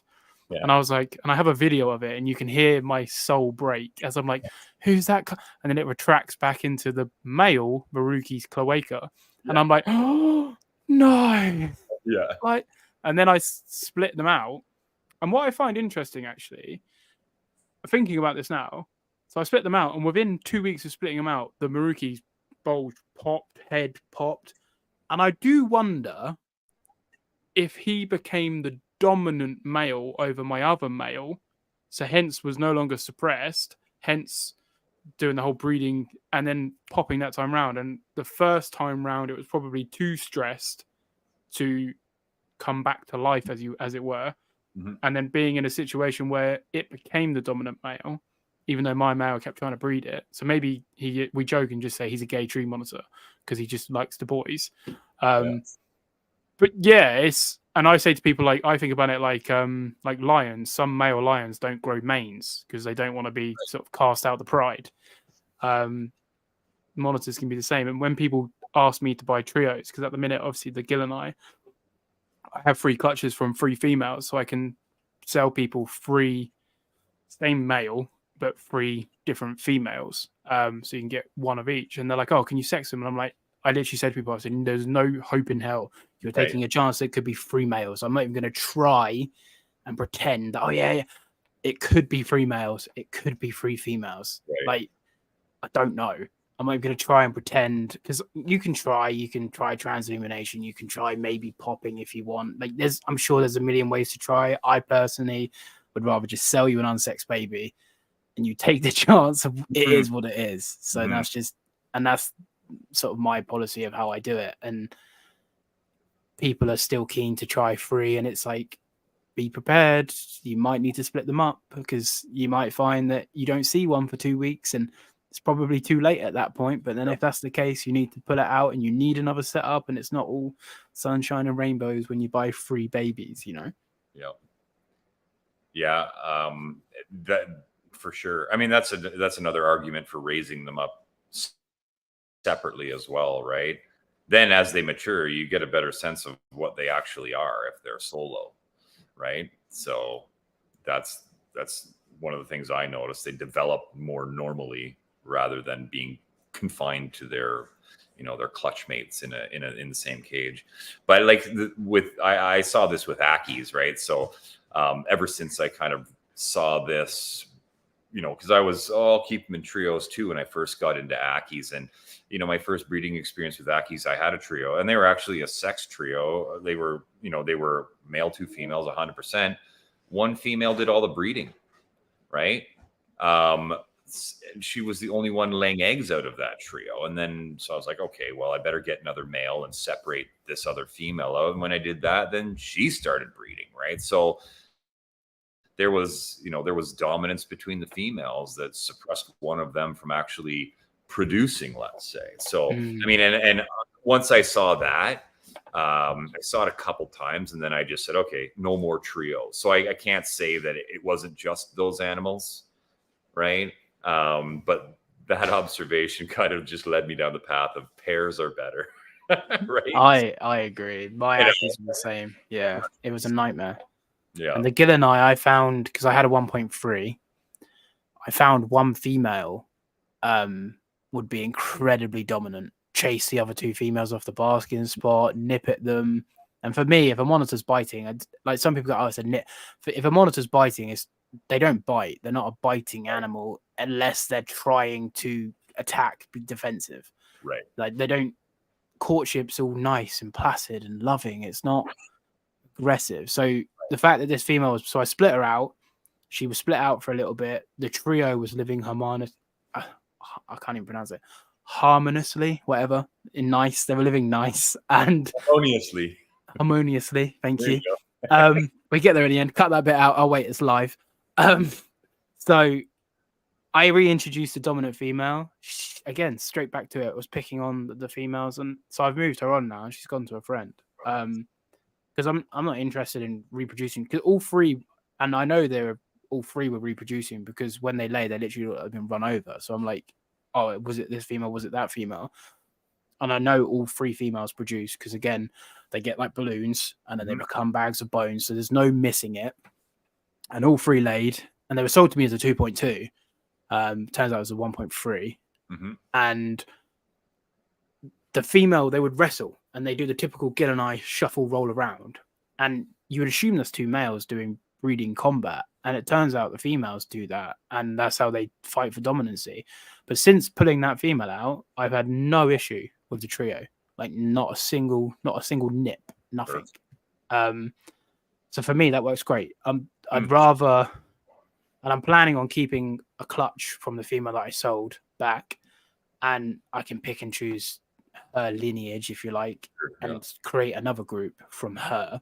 Because 1, she's gone to a friend, but 2, I've got 2 of her clutches, so I can just raise them up and keep a 2 females or a male or whatever and reintroduce to my group. But that's the whole plan of it, and it's kind of brings us back around to the start. It's this whole idea of, oh wow, I'm getting a group of Gillenai, everything's going to be bliss. Oh, they're fighting, they're making each other bleed. How do I figure this out? This is a brand new species to me, and are they meant to do this? Are they not meant to do that? And you've got to think on your feet, and you've got to be really quick with it. And I'm not the most experienced in the world, but I was definitely able to fully pick out the signs outside of the biting, like the females are shy, the females are hiding, this isn't normal, and that sort of stuff. So you can adjust on it. But it's really interesting. I was listening to your podcast the other day, and it's really interesting thinking about the babies, because I raise babies up. So I've just recently got 3 new monitor species. I'm sorry, 3 new babies of a monitor species, and I've only had them a week, and I'm already, before even listening to the podcast and having this conversation, one of them is already bigger than the 2, and I noticed it as soon as I got it, and not much, but it's clearly bigger. And I'm like, okay, these other 2 are clearly submissive to this bigger one, because they're all the same age, and this one's a lot bigger in comparison. So I'm tempted to split that one out now and just raise it up separately, because I've seen no issues. I've been home quite a bit as well. All 3 baths together, all 3 are out together. All 3 are tongue feeding for me, so they're all gaining sort of trust. But my brain is going, just split them out. And after sort of this conversation now, I might split this bigger one out, and just raise it separately and raise the other 2 and see. To be honest, I have space to raise them all individual, so I might even just bite the bullet and set up 3 setups and just raise them individually, because I'm planning on keeping them. I'm planning on raising them up, keeping them, and sexing them out. So probably would benefit me. Species, or are they an Audatria? They're an Audatria. Okay. So it is technically a Patreon exclusive, but let's get into it. They are a tropical species of Audatria, and they're not peacocks. Okay. Yeah. Okay. Yeah, with me, they're very similar, but they're not peacocks. Yeah. So people have got a little bit of monitor, they can probably figure out what they are. I've had them before as well, so people that follow me know. So yeah, they're 6 weeks old. I brought them at 5 weeks old. And considering they're so young, and one to be that much bigger, my brain is telling me that something somewhere before I got them, this one's clearly dominant. Okay. Because it's so much bigger than the other 2. So my brain is telling me. Yeah, the only reason I asked that question was because if they were a large species of monitors, the babies have some decent weight on them. They're more forgiving, right? But if they were an Audatria and they're really tiny, they might go downhill real quick if there is something going on. That's all. That I was just it's an Audatria, and they're probably the size of my finger, not including their tail. Okay. Like they're probably, I don't know, 2 inches, 2 and a bit inches. Like they're teeny tiny. And I've never seen this species so small. And this one that's bigger isn't big enough to the point where it's going to cause, like, for example, if the smallest one bit the biggest one and the biggest one bit the smallest one, the damage would probably be the same. It's not substantially, but it's just a reflection of myself on sort of how I'm progressing as a keeper personally, because my first instinct, with no sort of mentor to sort of tell me that, was just split them. And I think you get that way through the Gillenai fighting, Mayaki's fighting, the issues with the Prasinus, and you earn all these little different badges that sort of, there's no better sort of teacher than experience itself. Someone could tell you how to care for Aki's 101, but the second they do something, you're like, oh my God, what do I do? Like, for example, your Beckerai biting each other, you're like, whoa. Like, this is new. So you sort of have to. So my brain is telling me to split them, and I probably will now and see what happens. Yeah. I mean, I also, it's not that this is a common thing, but I remember I exported a bunch of Varanus tristis to a guy in the Netherlands years and years ago, and he had all the babies in the same enclosure together, and we had them for a month or so. And then he said he came home one day and one of the Tristis had actually eaten one of the other ones. Jesus. The tail was hanging out of the mouth. Yeah.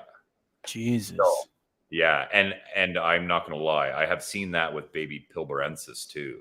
And it doesn't take much of a size difference for that to happen. Guess what I'm doing tomorrow? Yeah. I'm just yeah.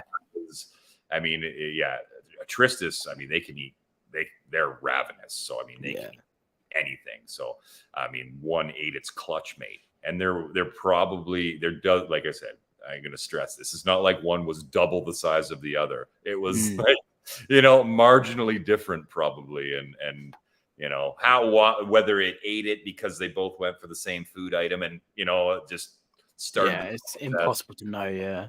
I don't know, but it did happen.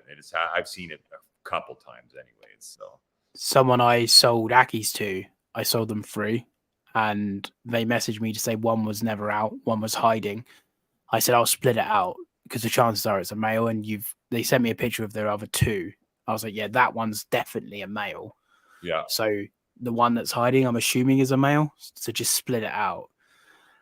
And they messaged me like 2 months later, and they're like, "Oh, we didn't manage to get a spare enclosure. The big one ate the small one." And I was just like, the thing is, like, I try to be polite to people, and you can't. It's done. Nothing I say is going to bring this Ackie back. Yeah. And I'm like, oh man, I did tell you to split them. He's like, oh, I didn't think it'd be too bad. They were getting on for ages. And what I would have imagined happened, the small one got to the point where it had to bask or wanted to bask or needed food. It came out. The big one was like, oh, because it got to the point where it was that much bigger. It saw it as food, definitely. And just came home. His son came home from school, come to check on his favorite animal, Siakis, and like you say, it's a tail hanging out of his mouth, and it's the horror. I think he's only like 10, and you just see the Siakis like swallowing. Yeah, so it can happen so quickly. So I'm gonna split them out tomorrow. Because like I said, I've only had them just over a week. I got them last Friday, so it's been 9 days. And they're all doing great. Well, like I say, they're all out together, but my brain for the last week has been niggling at me, going, that one is a bit bigger. So I think I am just going to split them out. Yeah. Well, you know what? I mean, it's like in my if I was doubting it, there's really no option. Yeah. If I don't do it and something happens, I'm going to kick myself in the ass, right? If I mean, something may never happen, but at least if I separate it, I know nothing will ever happen, So there's really not an option. If you're doubting it, just do it. Right. So, your gut instinct's the best thing to go on, I think. So yeah. That's what I say to people a lot is if you've got a gut feeling for something, even if the best person in the world is telling you it's okay, if your gut feeling is going to be no detriment to the animal, just do it, because you can't lose. And in that way, if it does go wrong, you can't blame. Like, for example, if you were like, nah, they'll be fine, keep them together, they eat each other tomorrow, I'm going to be like, oh, that brand, it's not your fault. It's my fault for not trusting my gut. Right. So you can't listen to anybody in the degree of trusting yourself. And it comes Carol. Yeah, I was just going to say, I the same thing. If I'm walking around my shop and I'm like, that doesn't look right, I condition myself to deal with it right away. Right. Whether it's moving an animal, moving something, doing this, because, there's been times where I haven't done that in the past and I've forgotten. Right. And, what I feared to happen actually happened. Right. So now I'm just like, I'll take the extra 5-10 minutes that it takes to deal with that right now so that I don't forget. And that, nothing bad does happen in the time that it takes me to actually do it. Right. So it's really a thing, right? I've done stupid stuff before too, even where it's like pull eggs out of the incubator, set them on the shelf, and I get sidetracked with, I should just deal with those eggs and deal with them now. And I get sidetracked doing something else, forget I left the eggs out, come back 12 hours later and they're all ready. You know what I mean? Like Yeah. stupid stuff like that. So it's better to, like, if you have a gut instinct and you know you should deal with it, just deal with it right away, right? Because you'd hate to know you should have done something and it happens. costs, you know, and that happens to the best of us, man. And yeah, it is not a good feeling when you're like, I knew I should have did that, right? I knew I should have plugged that hole in the enclosure because I thought it might just be a bit too big, right? And then you come back the next day and the monitor got out of it, right? It's like, damn. Yeah.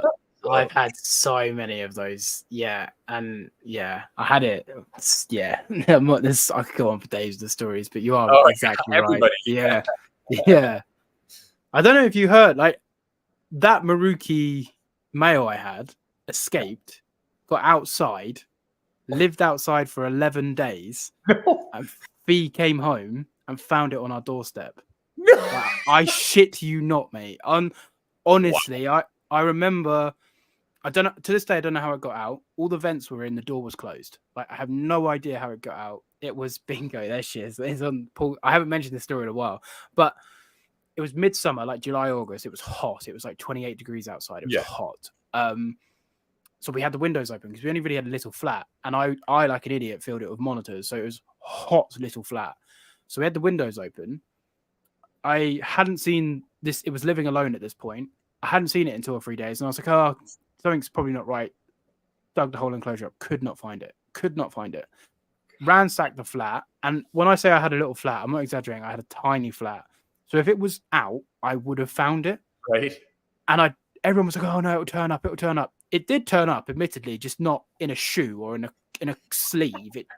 So anyway, 10 days had passed. No signs. I set up cameras, like left the door open, like all the tips and tricks, put flour down, like no sign of life. B ended up coming home early from work because she was unwell. Perfect storm of events. Ended up coming home early from work. Drove home. I get a phone call, missed call. I'm at work and I'm like, oh, I'll get it in a minute. Phone call, missed call, phone call, missed call. Text, answer the effing phone now. Answer the effing phone. I'm like, oh shit, what have I done? What have I done? And then I answer it. She's like all shaken up. And I'm like, oh my God, what? And she's like, it's the lizard. The lizard is on the doorstep. And I was like, and in my head, I completely forgot because in my head it was dead. And I was like, no way. And I was like, you just have to grab it. And she's like, oh, but what do I do? I was like, you just have to grab it. So she went for it, got it by the tail. This Prasinus was like swinging around trying to kill her. And she's not a lizard person at all. Right, yeah. And he's swinging around trying to kill her. And she like snakes it into the ring, gets it in the enclosure, like throws it in. And I got home, left work, got home, checked it over, and I've never seen it look so good in its whole life. It was flawless. And and it was the most social Prasinus before. I got it out, it was a bit wary. The next day I went to check on it again, like after the first night, and the thing turned around and nabbed my finger as if to say I was enjoying my little holiday. But so it just obviously got out, found a bush, liked the bush, stayed in the bush, and because we had a concrete step on south facing, so it just got the sun, so clearly it was coming out, basking and going back into the bush. But so that was my little escapee tree monitor story. Yes. Yeah. Wow, that's lucky though, eh? Wow. Yeah. In my head, it's so crazy, but in my head, it's still dead because I'd grieved for it. I was like, it's gone, it's dead. I'm never seeing it again. And then finding it again, I was like, how? Like, I couldn't perceive that it was still alive. And every time I saw it, I was like, how? You're gone. Like, I don't understand. But it was people still don't believe me, but it genuinely happened. That's crazy. I have a similar story about a chameleon, right? We had just a panther chameleon as a kind of pet with the kids, and same deal. It was outside. We had this tree that we would put it in, and I don't know exactly what happened with the kids or whatever, but it went missing. And literally, but this thing was missing for like probably a month, and it was nowhere near my reptile shop, and about a month went by, and it was getting cold, like it was getting fall, and it was getting fairly cold, and doesn't this thing, it turns up on the railing of my shop.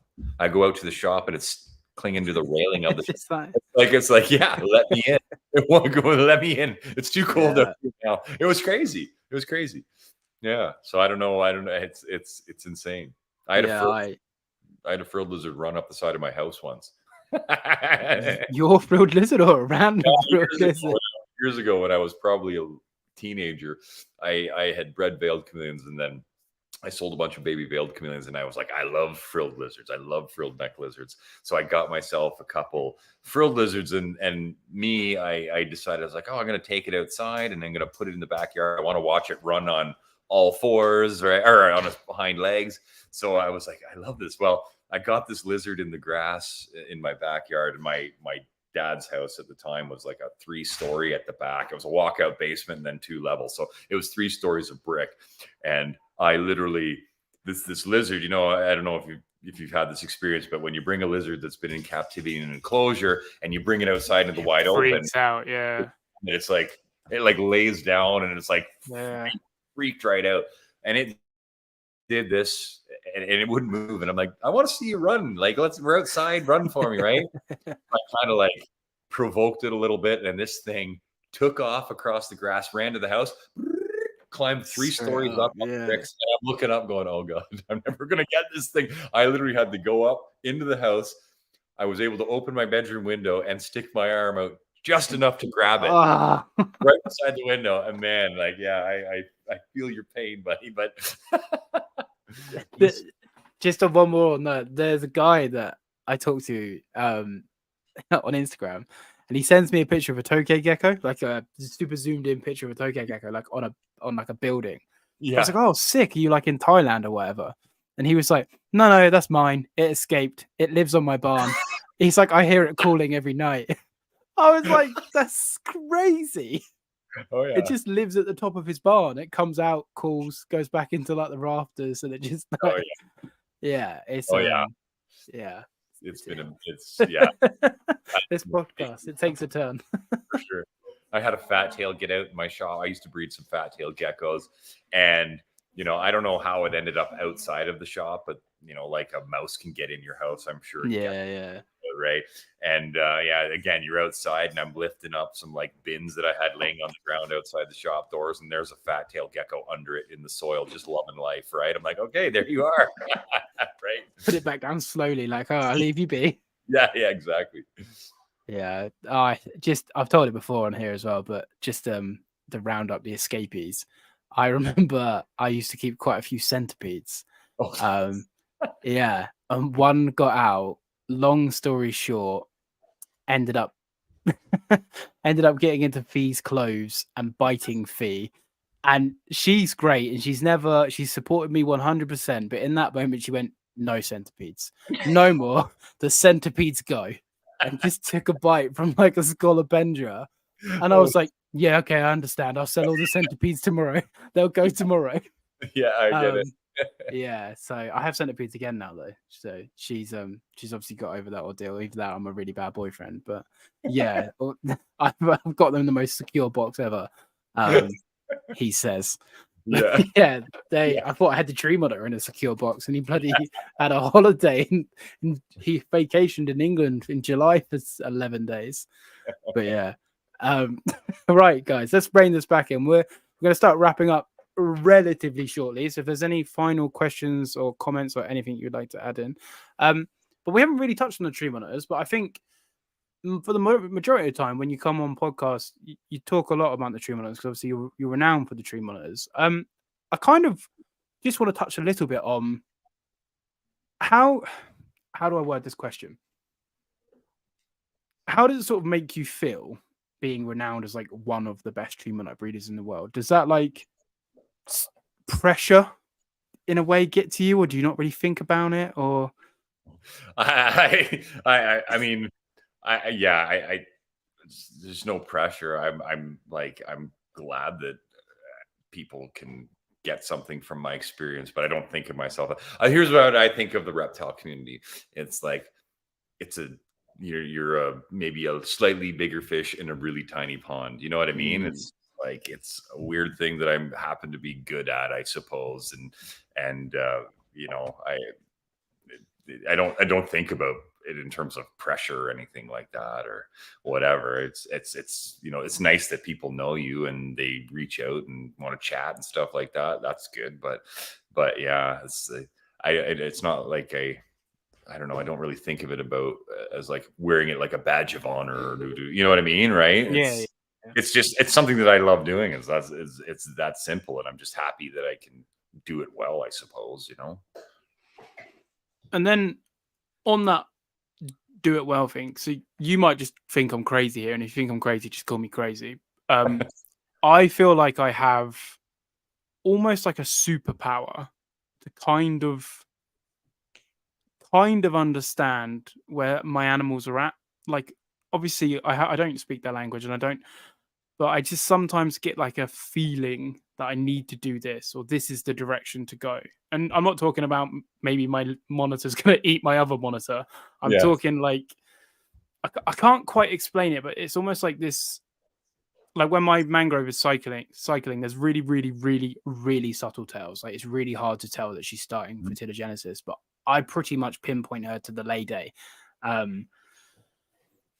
And I'm a massive note taker as well. I take a lot of notes and I pick up on every single little cue. And I'm a very intensive keeper. I like to make sure I'm paying attention to every single little bit that's going on. But I just feel like I can almost, I'm going to say understand them for the sake of trying to describe what I'm saying. Yeah. Do you feel like that? Because you seem to be somebody that is good at figuring out what needs to be tweaked and what needs to be changed. Would you say that's more trial and error, or do you feel like you have? Because I know other people feel the same. Do you feel like you have this? Let's just call it hidden ability to kind of predict what you need to do. Yeah, it's definitely a weird skill set. I mean, for sure, right? I say to my wife, I'm like Ace Ventura, like you know how you could call the animal, Yeah. I'm being my jungle friends type thing. It's just I don't know. It's just everybody has some like gift or some sort of talent or whatever, right? Like people are amazing at soccer or in Canada hockey. You know, they just have something. I don't know. This maybe is my gift, but yeah, it's like there's obviously trial and error in there, but I definitely think that I look at things maybe slightly different than somebody else might. I would say in the with the monitors for sure. You know, it's just some I don't know. I can't even explain why I think the way I think or what I do. It's definitely a weird quirk that I have, let's say, and it just works out. You know. No, I relate to that. Yeah, I feel exactly the same. It's sometimes I have like this crazy idea, and it's not like anything left field. But I have like this crazy idea, and I like implement it, and then I'm having all these eggs from the Gillanai, and then everyone's like, "Oh, what are you doing?" And I'm like, "I don't really know. I just had this like feeling that I need to do this." And I look back on my notes and retrace my steps, and I go, "Oh, okay, this is what I've changed." And I haven't done it enough yet to know if my changing is what has sort of provoked the said result. But I just get this feeling that I need to do something. Sure. Oh yeah. Yeah, so it's kind of hard to explain it, and I dabble quite a bit on, and I will get to your super chat question in a second, Serenity Dragons. Thank you very much. I haven't forgotten. I dabble quite a bit on the whole mental health front on my social media, and I try and project like gratefulness, introspection, and kind of like where we're all at. And I feel a lot of reptile keepers almost have this sort of weird superpower. Like when people say, "Oh, what superpower do you want to have?" I'll be invisible. I'd love to talk to animals. So that's my thing. I just like, yeah, let me actually listen to Mango and hear how much he hates me, and then regret having that superpower. But I feel like, at least to my followers, I feel like a lot of people have this sort of empathetic side where they can kind of tune in a little bit to the frequency of where their captives are and kind of sort of tweaking. And I'm going more and more and more and more down this wormhole of like reptile keepers' brains and kind of what makes us all tick and trying to draw lines because I'm a weirdo like that and it interests me and I want to know how we all sort of, hence these sort of questions. And it's always comes back to that question of like, why do we need more? Why do we want to breed? Why do you know? And there's no wrong answer because it's everyone's opinion and own personal perspective, and I just try and draw the dots. So that's why I was curious on that. I just wanted to kind of elaborate why I'm asking the random questions that you may or may not get asked.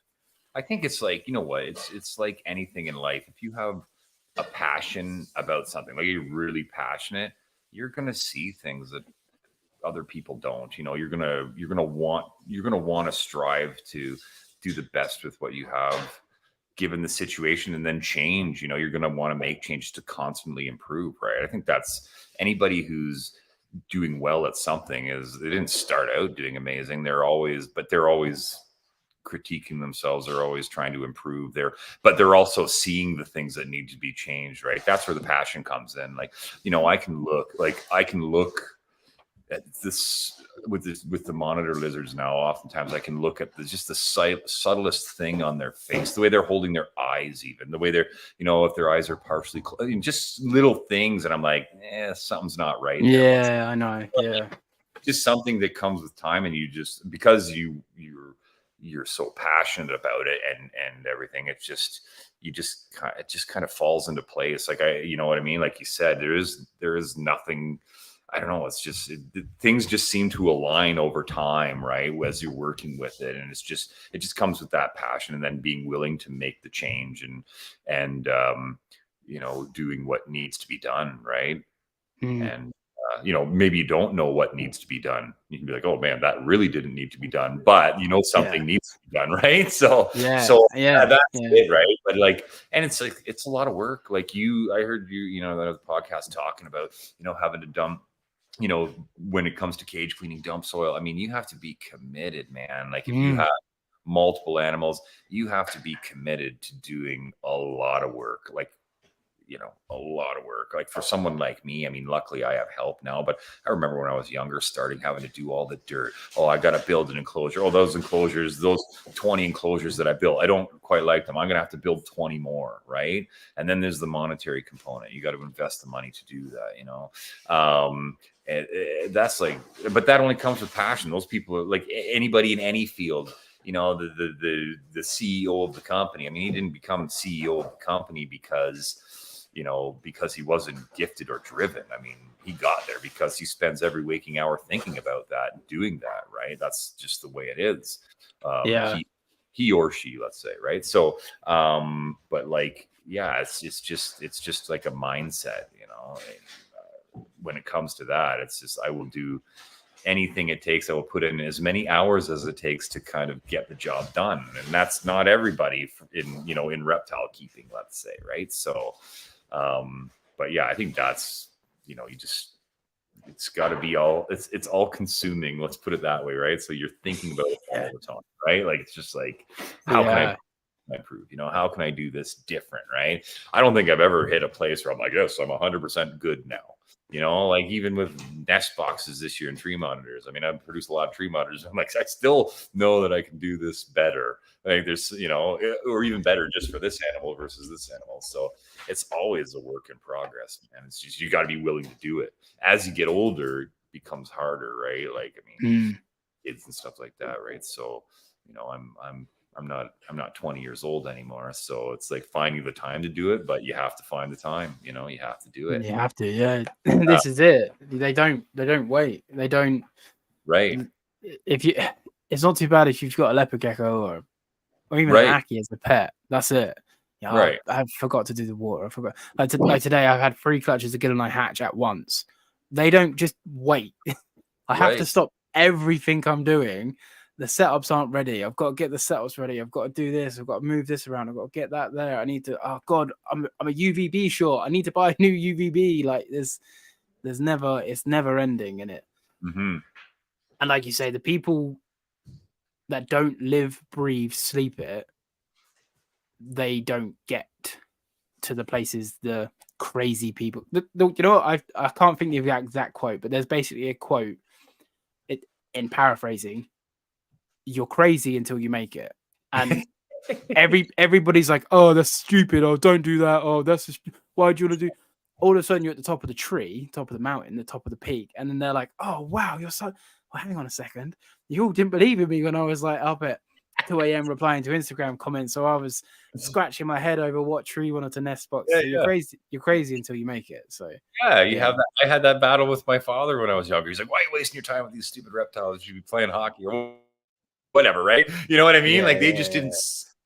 You were just so tunnel visioned on this process. It's like nothing else mattered, right? I mean, you got an education, got your job, and you made sure you had those things in line. But I mean, if somebody asked me what the heck I wanted to be when I was older, I would have been like, I want to be a reptile breeder or a professional fisherman. That's it, right? I'll here we go.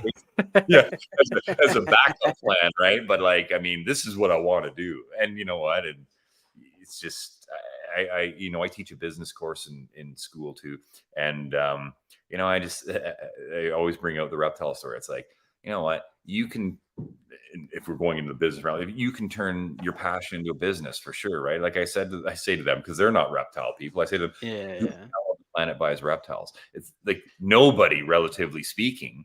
But if you're passionate about something, you can turn it into a business, right? Because people see your passion, they feed off of it. And if you're passionate about something, you're going to do well at it, right? You're going to excel, right? And it does take not saying that maybe you or I are to this degree, but like people that are like extremely proficient at their craft or their trade, they're eccentric in someone's eyes. Let's put it that way, right? Like the best actors in the world, you'll be like, well, your average person be like, there's something not right with those people, maybe, right? There's just something about those people, but it's just they're just different, right? I'm not saying that that's me for lizards or anything, but I'm just, you know what I mean? It's like I am definitely driven. It's like all consuming in thought and improvement and whatever. So I remember being a kid, like not being able to sleep at night, thinking, "Oh my gosh, I want these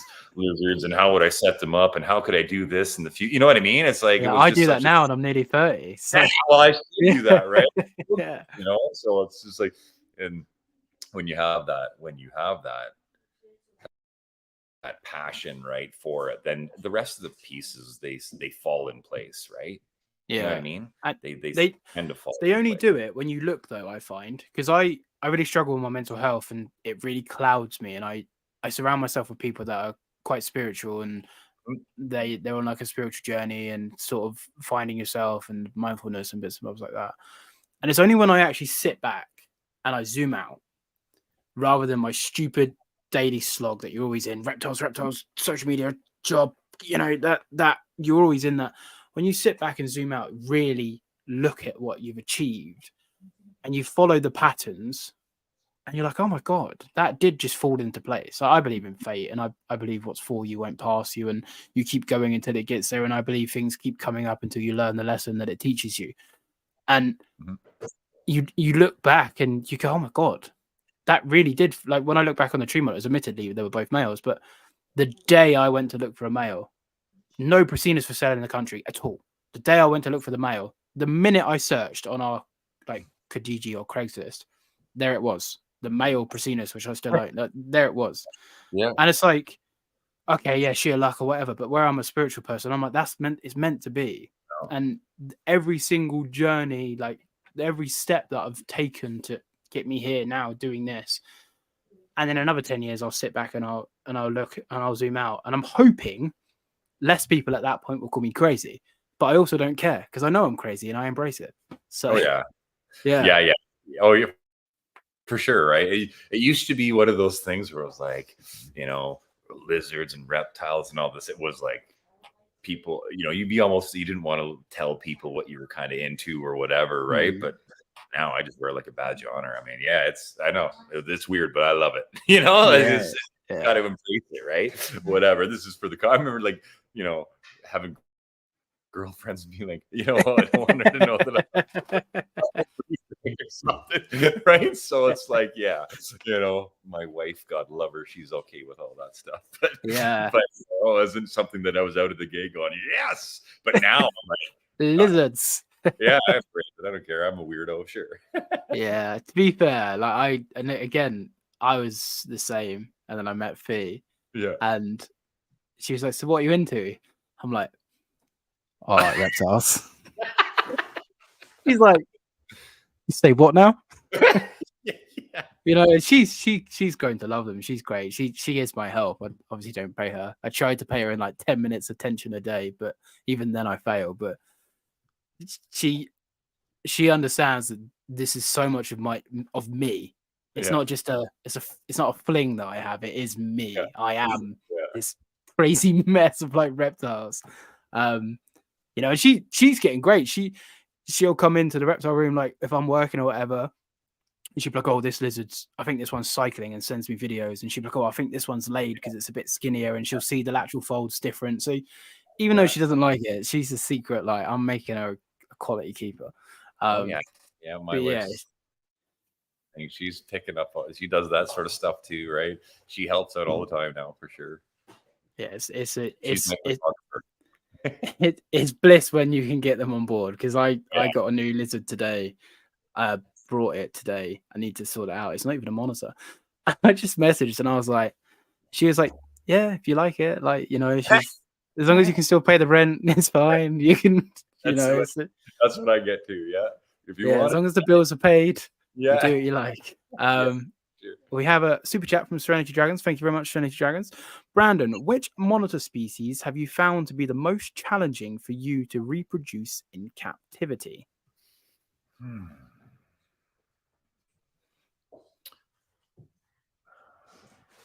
Well, there's been species that I haven't been able to reproduce, like we were talking. I had the brevicata. I never was able to produce those. That's kind of like a black mark on my resume, I guess you would say. Difficult. Current, man, I'm gonna say this, and this is embarrassing, but like red Ackies frustrate me a little bit. I've heard that. I have heard that. Yeah, they're like, what is wrong with you? You know, I mean, I can use them enough, but it's just like, man, something with the reds versus the yellows. They're not, you know, I mean, at the end of the day, they're not overly difficult. Out of all the ones that I work with, I would say that right now maybe the black trees are probably the most difficult. You know, the Bakari. One, they don't, I mean, again, this is a small sample size of animals that I have relative to what's out there, but you know, they don't seem to lay as many eggs, for one. They seem to be a bit choosier for nesting. They are not as predictable as, let's say, the other colors of tree monitors, or monitors in general. So there's a few things about them that has made me question even where they come from and what they're doing in the wild that might be different than other species of tree monitor. You know, I've spoken to a few, you know, people in Indonesia, exporters, whatever, trying to pick their brain. Like, where are they collecting these from? You know, I know, you know, where the island are, where they're from, but like, is there something specific about the altitude that they're in, you know, that they're collecting them? And they can't give me any real data, but they just seem to be a bit different, you know, relative to the rest of the stuff. But I mean, I produce them, you know, just they just seem a little more difficult than the rest of the stuff. So there's some things with them. I think I talked about it on another podcast where you said they like it colder, you think? I think so. You know, they're an all black lizard, right? They're less sun. Yeah, lead you to assume, yeah.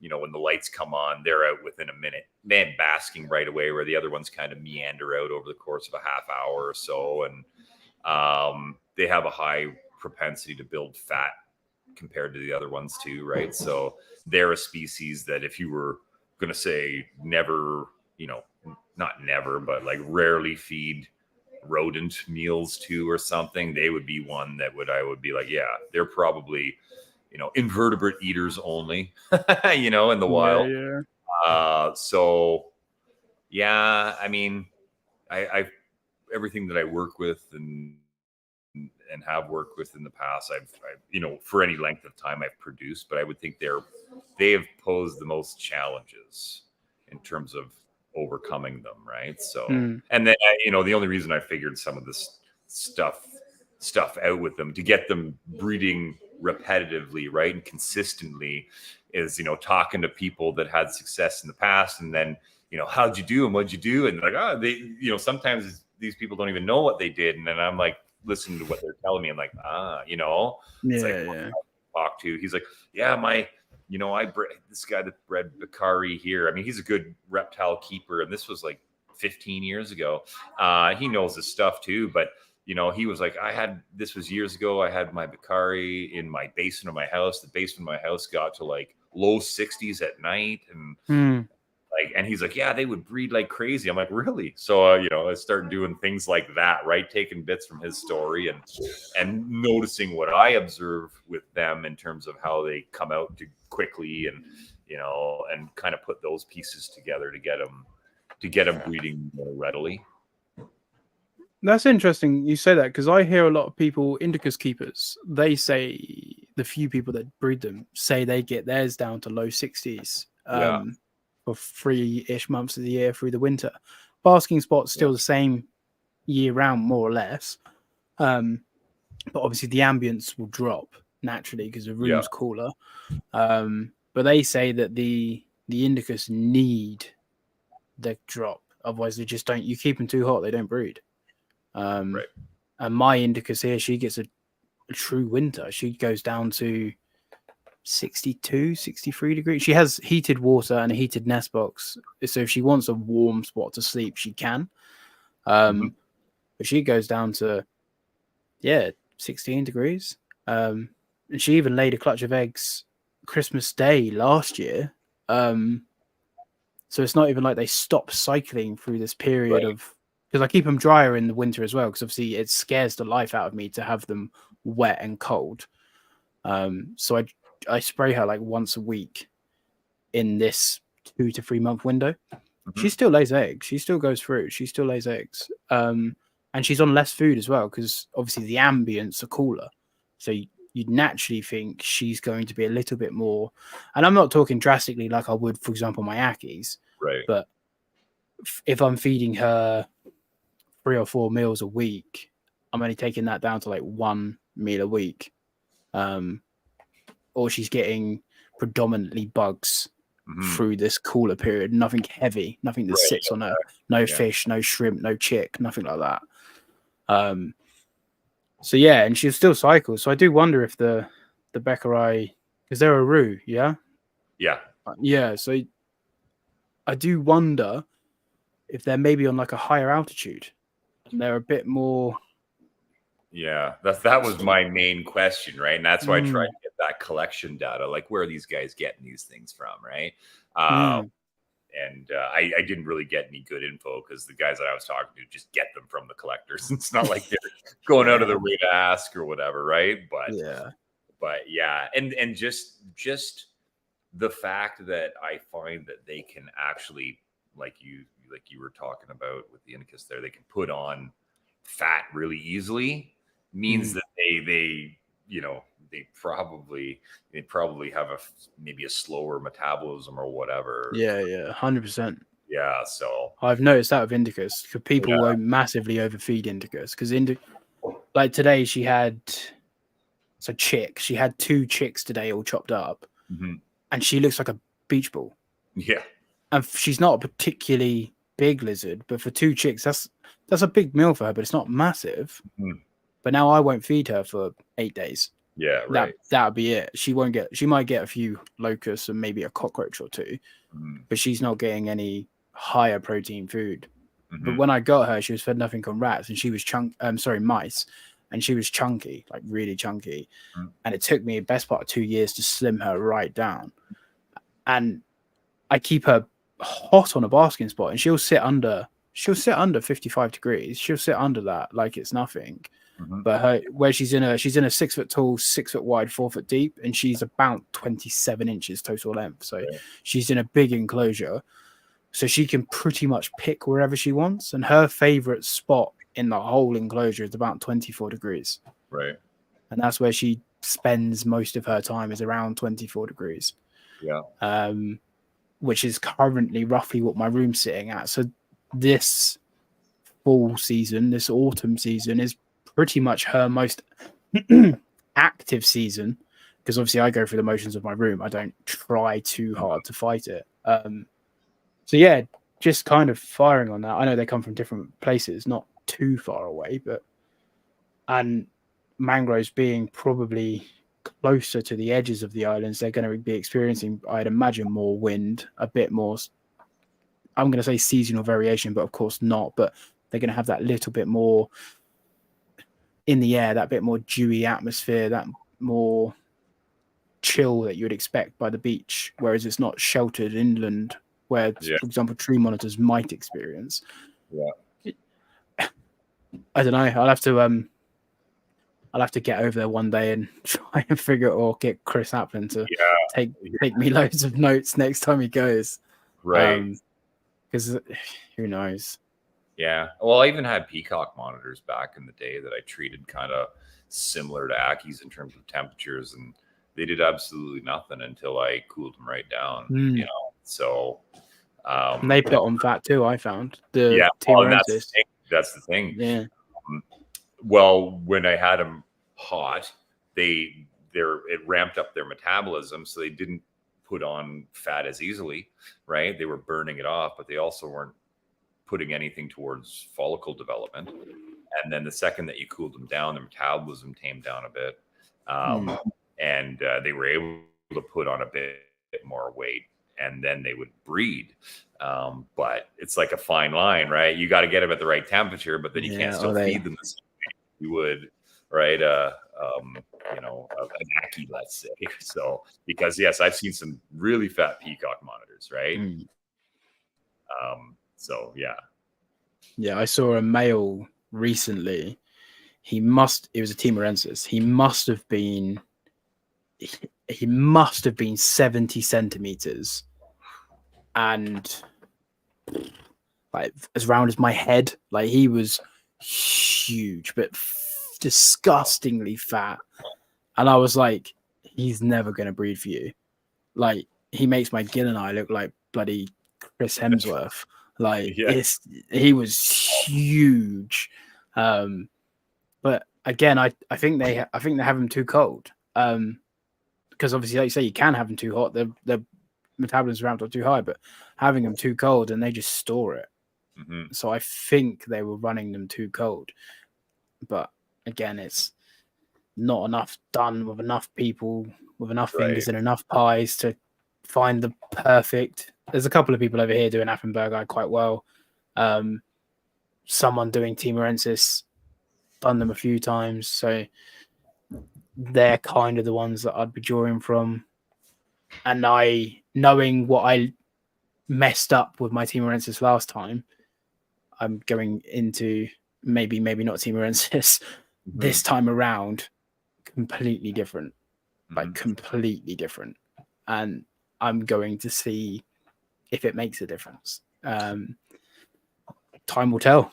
Yeah. Well, I think it's kind of nice too, right? I mean, you're mimicking their natural temperature. They're not eating as much, so your food bill's a little bit less because you don't want them to get fat, right? Like there's a bunch of bonuses to actually, if you're like with the with the Indicus, keeping them a bit cooler, or the peacock tree monitor or the peacock monitors for sure, right? So, you just gotta watch. You don't, like you said, you don't want to feed them the bulky prey items, right? You need the exoskeleton fiber, let's say. Yeah, they just want it. Like I say, my room in the summer gets really hot. I had one day where my AC failed, and instead of pumping air out, the hose came out, so it was just blowing the hot air into my room. My room got to 43 degrees. Right. It's hot, stupidly hot. I rushed home from work because again, I got a little ping up on my phone. Your room's hotter than 35. I was like, Jesus Christ. The only animals that were showing visual signs of stress were my Indicus types. My Prasinus were basking, which I was very surprised at. Yeah. My Gil and I was supercharged. Even the male was out, but they were running around happy as Larry, throw food in there. They're going crazy. The Ackies were loving it. And that was a light bulb moment in my head. I was like, I'm keeping these too cold. I'm not telling anybody to keep monitors at 43 degrees, but witnessing the behavior, I was like, okay, I'm keeping these too cold. I need to bump up, and I bumped up a few degrees. Like the ambience, I kicked on I made my halogens hotter. I lowered the basking spot, so the temperatures were the same, but it bumped the overall temperatures in the enclosure. And I saw like a great increase of behaviors, like much more active. And it's kind of scary when you go into these new realms because you're like, oh my god, are they going to be all right? Like, no one's really trying it. Like, you don't hear everybody shouting out, oh yeah, just ambient at 35 degrees. What? Like you say with the pulverensis, cook them. Yeah. They're cooked, and people are like, "What? That's crazy!" Like they'll die. That's really scary. But sometimes you have to have them almost fluky moments of the AC failing to have that light bulb go off in your head. Yeah, sure. Yeah, it's funny Yeah. you said that about the greens because I did notice that about the green tree monitors, right? It's like they seem to really like it hot. So I actually have higher basking wattages on all of their enclosures relative to the other tree monitors that I have. Because they really, they seem to love the heat. Right? Yeah. To the point where they won't do too much for you if you don't They're cold. if they're not jammed up with heat. So that's just interesting little things that I've seen, right? And it's like that's just like, oh, that's just observation. Why is this thing not breeding whereas all the other ones are? And I'll try and heat it up a bit and see what happens, and bam, that's that's kind of the thing. So yeah, that was a fluke that I found out years ago too on the green trees. Just that relative to the blues, they kind of want it a bit hotter. Yeah, I run my stuff quite hot, but then I also let them get quite cold at night. Again, I have no supplemental heat for the Dracaenas overnight in my room. Yeah, like I say, they get to 16, 17. The enclosures will hold a little bit more heat, so that let's just say 18, but not much more than 18. Right. I've been doing that now for nearly 3 years. Nothing ill advised yet. Like fine, active, healthy, eating, running around, doing Christina's stuff. So sure, yeah, 100%, yeah. I hopefully my female, she's 1, so hopefully not next year, but the year after. I'll pair them when she's about 2.5. Obviously, I'll depend on size. I'm not putting an age on it, but in my head, around 2.5, 3 is when I'm roughly going to be pairing them. And then I can really get to work kind of dialing it in, because caring for them and breeding them is completely different ball games. So I'll kind of hopefully learn her quirks and tweaks and know when she's happy, not happy. She's a very sassy young girl. She's not happy, she'll let you know. So hopefully she keeps it to adulthood and it'd be easy for me. Yeah.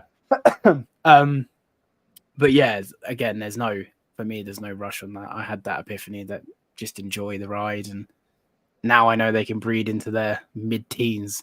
Because I know the lady you said about it. I don't know her, but I know who you mean. Yeah, I'd like to get her on the podcast. I remember watching her stuff about 13 years ago, like on YouTube, like just keeping Prasinus.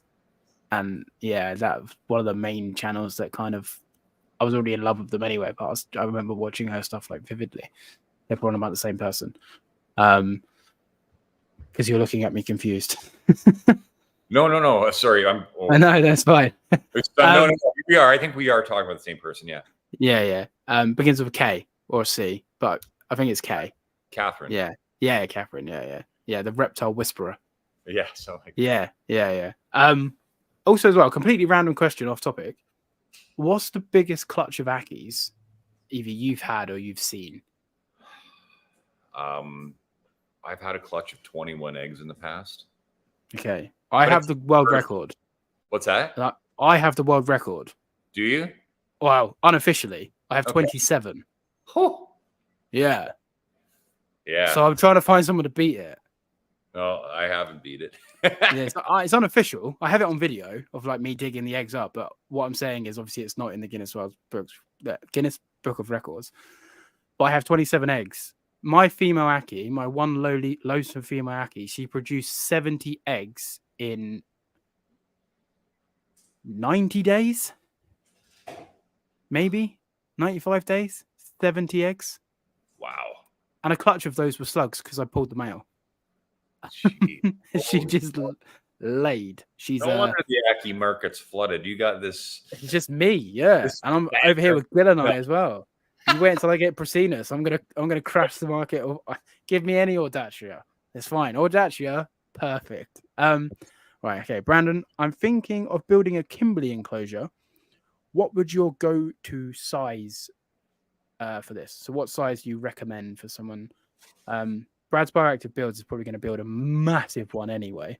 But Wow. yeah, Oh gosh, the enclosure size topic. I mean, I'll just tell you what I breed them in. They're 4 foot long enclosures by 2 feet high by 2 feet deep, and that's what I breed them in. And I have a nest box in there, bark laid up all on the walls, rocks stacked under the basking light, and But I mean, that's kind of for efficiency in my shop. I mean, you can go 6 feet by 6 feet tall if you wanted. So I'm not saying that that's the only thing that will work is what I use. You can definitely go bigger. But yeah, that's what I do. So it all depends on your end goal with what you want in the enclosure,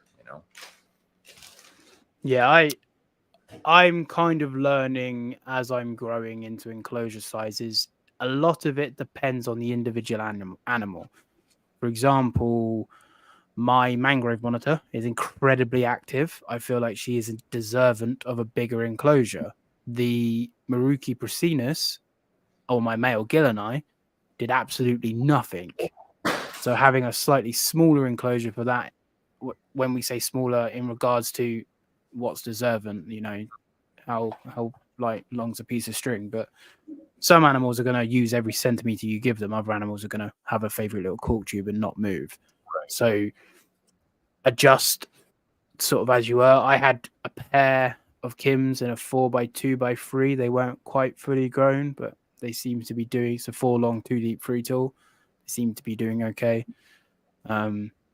But knowing you, Brad, you're going to go 6x2x4 tall or something like that, and I can't wait to see it. The only again, I mean, part of the enclosures that I use now, it's not like these are like this is 20 years of building enclosures and observations about what they like and end up utilizing in the enclosures, and I just found that for like Kimberly rocks and a lot of the stuff, if you can give them a 6 foot tall enclosure, but they never use the floor space, right? I almost think that it's better to give them more horizontal space. Even the tree monitors, right? I think almost like the ideal tree monitor enclosure would be 8 feet long, but 3 feet tall or something. You know what I mean? They don't need stall style. Like it's just, they want lateral movement, so if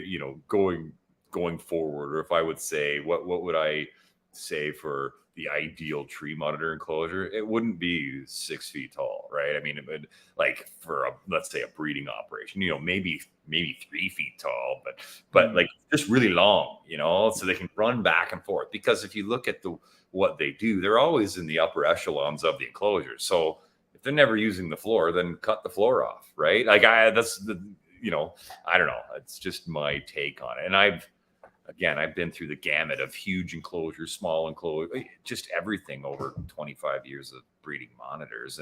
And these are kind of the most effective ones that I've landed with at this time. Doesn't mean that certain ones couldn't be bigger or whatever, but it's just like for efficiency and what I see that they utilize, that's kind of where I've landed right now. I do think there is I had Brian Whitehead on from High Desert Herbs, and he breeds. That's his job. He's just a breeder. Yeah. And I think there is a difference between having a breeding operation and then having a pet Kimberley rock monitor. I think the whole goal of a breeder, and correct me if I'm wrong, because I'm not really a breeder, but I think in your mind, you would love your animals to go to this big, fancy, elaborate, wonderful house. like that you're selling this baby to, that it's gonna flourish. And I'm not saying it needs to be massive. I'm not saying it needs to be tiny, but as long as your animal's going to a home that's going to give it everything it needs, you're happy. And I think that for a breeder is all they ask for. And if someone sends you a picture of a Kimberley Rock in a 6x2x6, you might go, it's never going to use the bottom 4 foot. But I'm so happy that my baby is in this great big massive enclosure, you know? Well, and it shows commitment, right? It shows commitment on the keeper as well, right? Like they're good. Even though I might say, they'll never use that corner of the enclosure, the bottom, like that breeder is trying to do the best by that, or that person's trying to do the best for that lizard. So that's good enough, right? Like that's good. Yeah. And Brad as well, you're a very competent enclosure builder and keeper. Sometimes you build a really big enclosure and the bottom half of the enclosure is not heated correctly. So even having it is sometimes counterintuitive because you haven't set up the dynamics of the enclosure wrong, and only the top 4 foot is adequate. The bottom 2 foot's too cold for the most part anyway. So there's so many more factors like I've been figuring out since going into the 6x4x6 for my Indicus. Like it's really hard to like get it right in a big box. Yeah. And it's a lot easier to, because my biggest thing was like, if I put her in this big enclosure, is she going to cycle? And if she doesn't cycle, people are like, oh, she's not happy. And I personally believe it's because I can't meet her environmental stimulus, aka being happy. So it doesn't make her any more happy or any less happy in a bigger or smaller box. It's just me as a keeper not being able to present what she needs. And she has cycled twice in the big box, so clearly she's happy. But she also cycled 3 times in a much, much smaller box. So, you know, you can you can skin a cat in many, many ways. And I think as long as you personally are happy with your hobby, then I think that's all you can go by. Yeah, there's not really much more to that.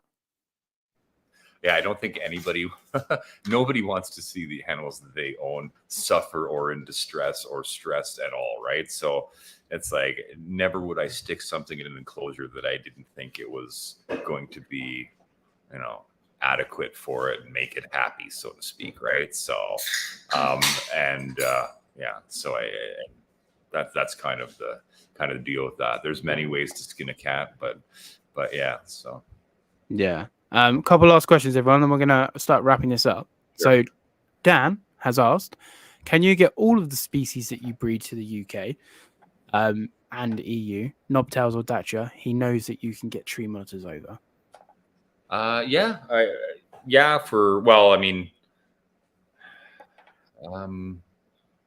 yeah, I can get everything over for sure. I mean, as long as, if we're talking just the Indonesian tree monitors, as long as they're captive bred and F2 produced, then yeah, it's not a problem. And everything that I have is now, well, and even the Cordensis would be coming up if that other female goes. So yeah, knobtails, no problem. Everything can get there, Danny boy.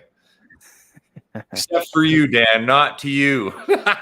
he keeps messaging me and he's like, oh yeah, let's get this. I'm not gonna go into what, but he's like, oh, we'll get this and we'll get this. And I'm like, let me save, Dan. Let me save. And he's like, oh, we'll get this. And I'm like, Dan, let me save. But yeah, give it a year or so. He's got to fill his man cave. He's got to fill his man cave. Yeah, we've got a group chat together. I'm throwing you under the bus here, Dan, but I don't care. We've got a group chat together. And he's like mapping out the space. And I know exactly where he is because I've done it in my room here. And he's going, I can get this size enclosure here. And I can get, then it leaves me with this space. So do I divide that in 2 and get this and this? Or do I put one big massive one and do this? So yeah, he's like a kid in a candy shop at the minute. Just like, oh, I can get this and I can get that. It's a good deal. Living his best life, man. Living his best life. We love to see it. Okay, last couple of questions, everyone, and we're going to get into the wrap-up questions. So, how big are the nest boxes in your Audatria setups? Ooh, depends on the Audatria, but so there's the Audatria kind of like to dig in, do a tunnel. They need to be able to loop around. So if the nest box is too small, they won't really use it that well. But so there's different specs for the different Audatria that I have, but like for for Ackies and stuff, I'll use a nest box that's like 12 inches by 10 inches by 8 inches deep. For the pill barrows, because they're a much smaller monitor, I can get away with kind of a 10 by 8, let's say, by 8 inches deep on those guys. And then Kimberly's kind of the same size as the Ackie nest box. So there's slight variations to them, but they do have to be a certain size, I find, for the females to want to lay effectively. The other thing they need to be is opaque, right? You can't have a plastic tote that's just holding sand that you can see through. I mean, the point of them, the point of them burrowing is to be, secretive and lay the eggs where they think get to the bottom corner. Yeah, like, it gets to the bottom. They're looking out the window, right? Yeah. So, so the those are kind of the average sizes for the nest boxes. Tree monitors, I don't know. They're just a commercial opaque tote that I buy. But then I have some females that like lay under the totes in the smallest of little spaces. So, who knows? They're still being figured out. So when I did the gill and I brought, so it would have been 10 inches by 10 inches by 6 or 7 inches, like a plant pot that I cut the top off and put a bit of wood over the top of it. I was like, this would be perfect. This would be perfect. And I was speaking to Kenneth Jensen, Scandinavian Iguanas, and he was like, yeah, my gill and I nest arboreally, always nest arboreally. And I had like an old painter's tub that was probably 6 inches long, 4 inches deep, and then maybe like 6 inches wide. Like, it's not very big. I filled it with sand and soil, put a little hole in it, put it up high. Every single clutch bar one has been laid in that tiny little pot, like up high. And it's the most unsightly white tub. They love it, man. They in there, and I had one female that was scratching around, and every clutch I've had has always been laid like a day or two after each other. So it's been a female 2 days later, a female's laid again 2 days, hence having 3 clutches hatch at the same time. They all lay at the same time. So my male's only busy like one time a year. And the first female laid, first ever clutch, second female, I emptied the nest box, put it back in. The next day, like the same day, next day, the other female was scratching around it, trying to lay. And she was scratching around for 2 or 3 days. And I was like, this is too long. She's not happy. And I came home from work and I was like, I need to do something. And she was a bag of bones. I was like, oh, she's laid.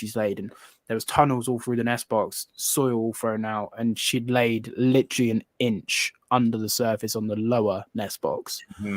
So I imagine she did backfill and stuff. And you could never even know she's been there. So she's obviously found a spot. She was happy, but she obviously just wanted them gone. And every other clutch, the 5 after that, including the female that sort of laid them low level, is laid in the high level nest box. Yeah, every single one.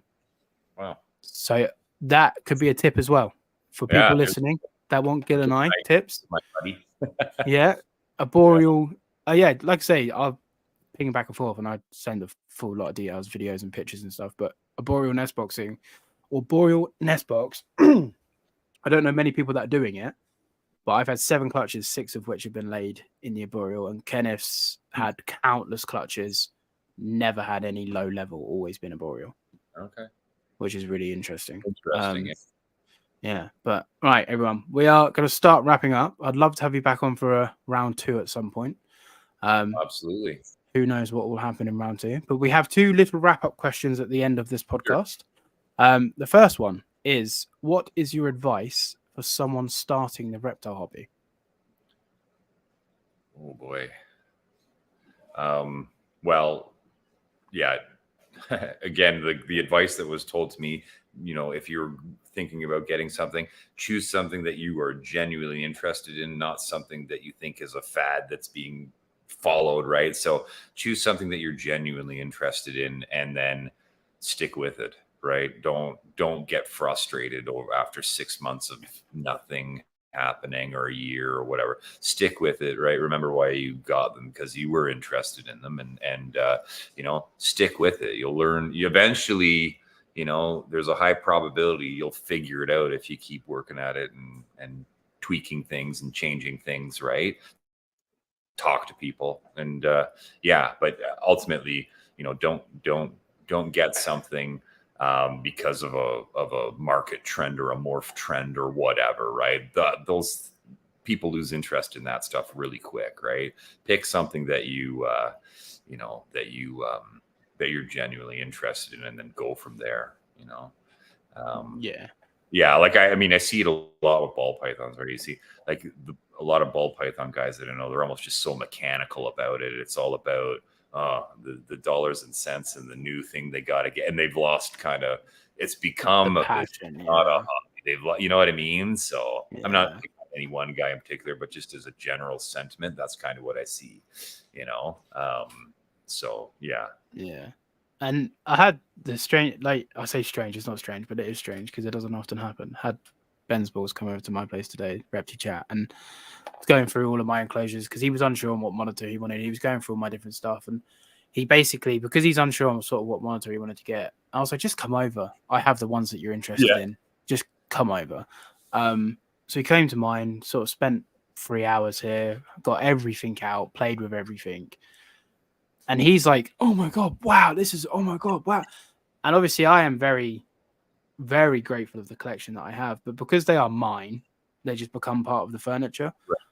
Yeah. And as much as I do love them all dearly, you kind of just like, oh yeah, that's my green tree. Yeah, that's my mangrove. Yeah, that's my peach throat. That's, you know, and having somebody else sometimes just being like, whoa, you got some cool stuff, does remind you how lucky you are sometimes and why you got into that species and why you love that species. So just to kind of back that up, maybe sometimes get somebody over who is going to be a hype man for your collection and just reinvigorate the love. And I'm like, I will breed mangroves even though I never see them.